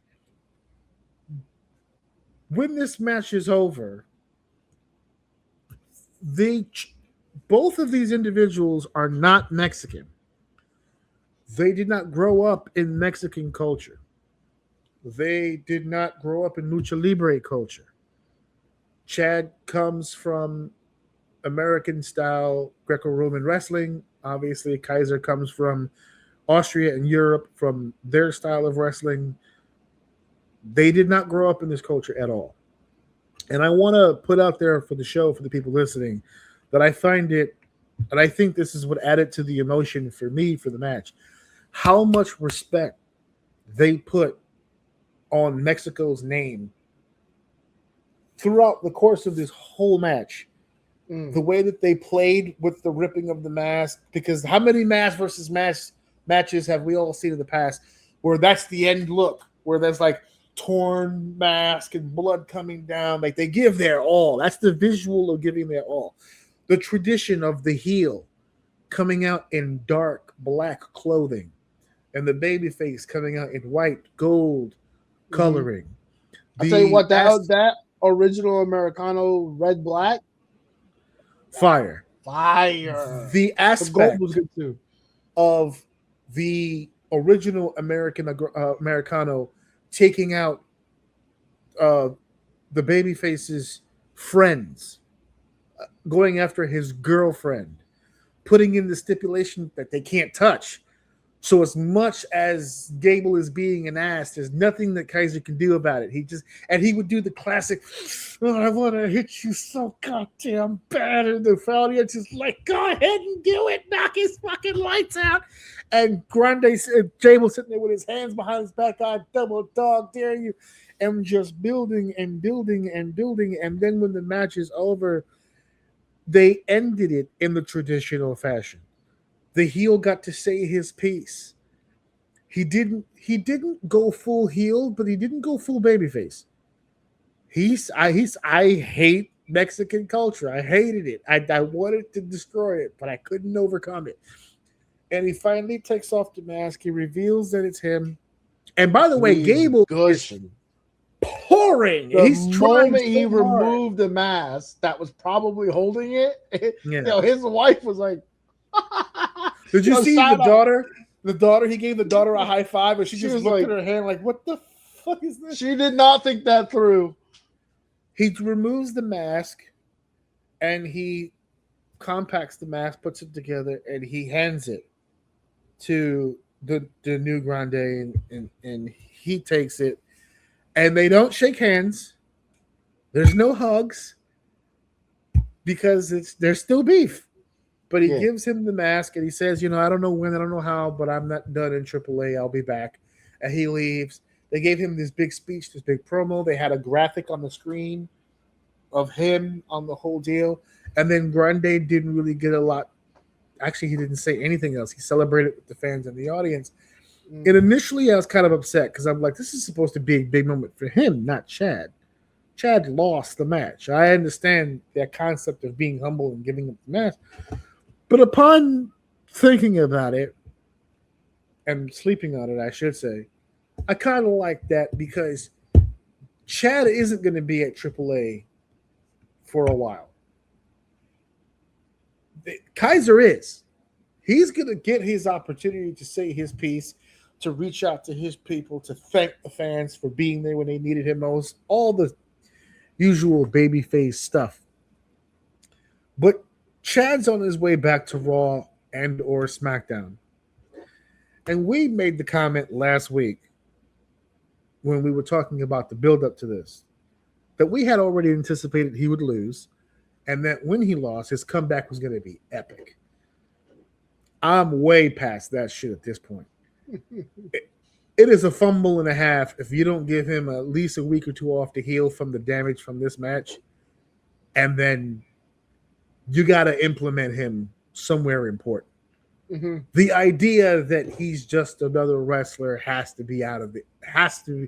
There's no way Triple H sees that match and sees that build and goes, we're going to put him with Danhausen next. There's no fucking way that that's the mindset. It fucking can't be. Mm. I bring this up because we said last week, oh, that comeback's going to be great.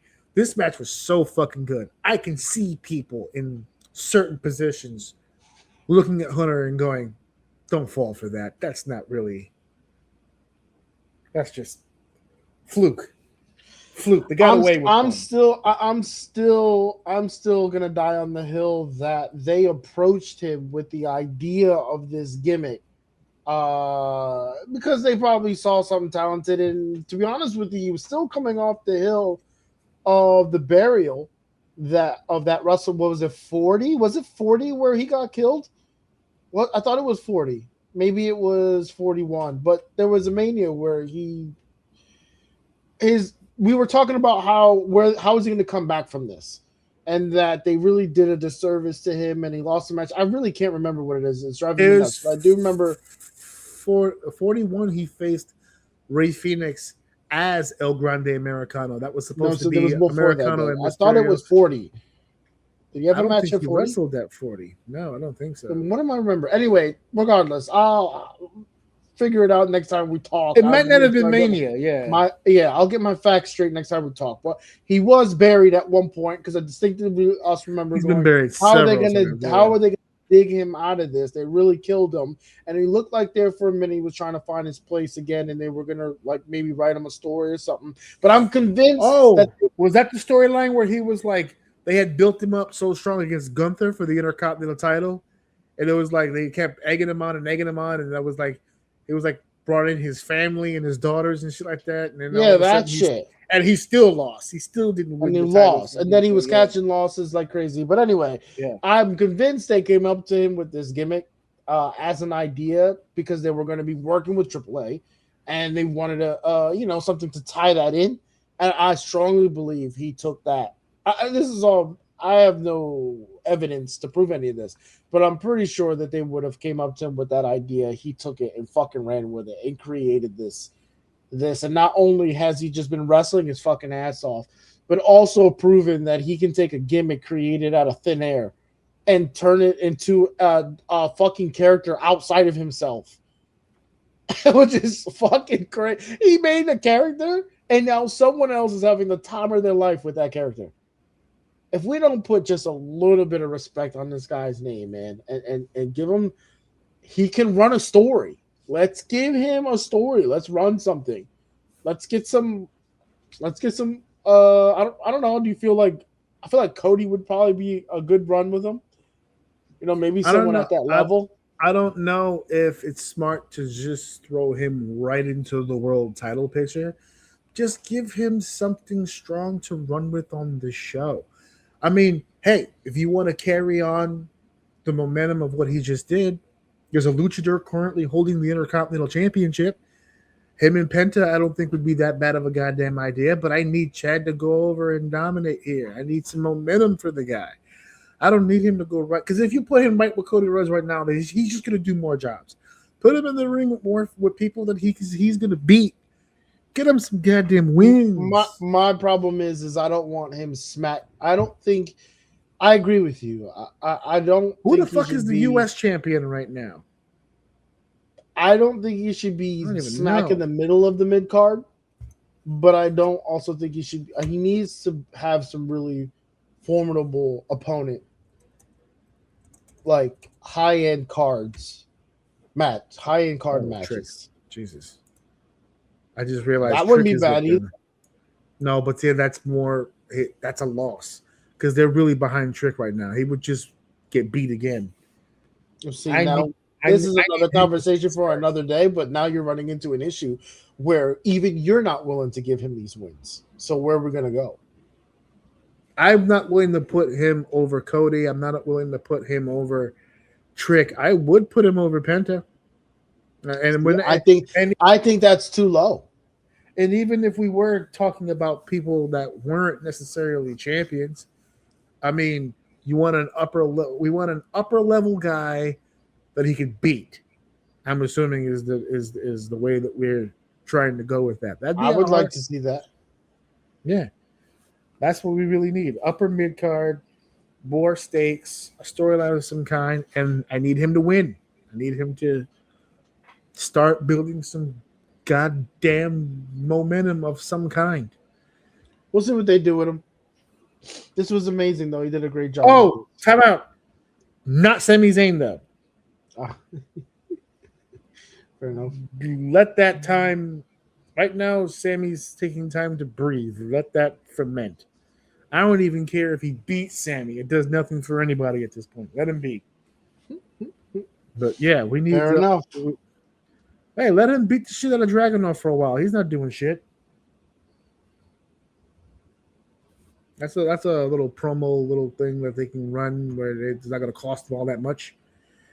All right, great match, one for the ages. My vote for match of the year so far. We'll see how the rest of the year shapes up. But this long, treacherous evening has come to a goddamn end. We had a lot to watch and a lot to sit through, and we did our due diligence. Now I have to sit here for the next 2 days, seemingly, and put together this mess of a. Normally, my editing takes 10 minutes, dude.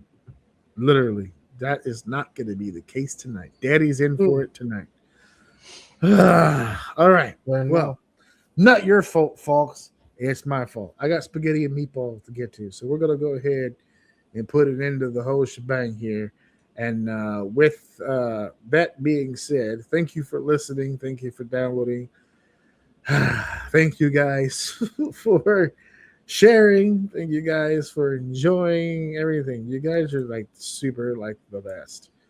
So we'll see you guys next week for 359, man. Is it a show that I'm tired? I think it shows that I'm tired. Is the light flickering now? I have to turn this shit off. I have to turn this. Oh, this show is cursed. Cursed, I tell you. We're out of here. Peace. Like drop. Wait a minute. This is too much. Cooking it like a pro. Wrap it up, everybody. Show's over.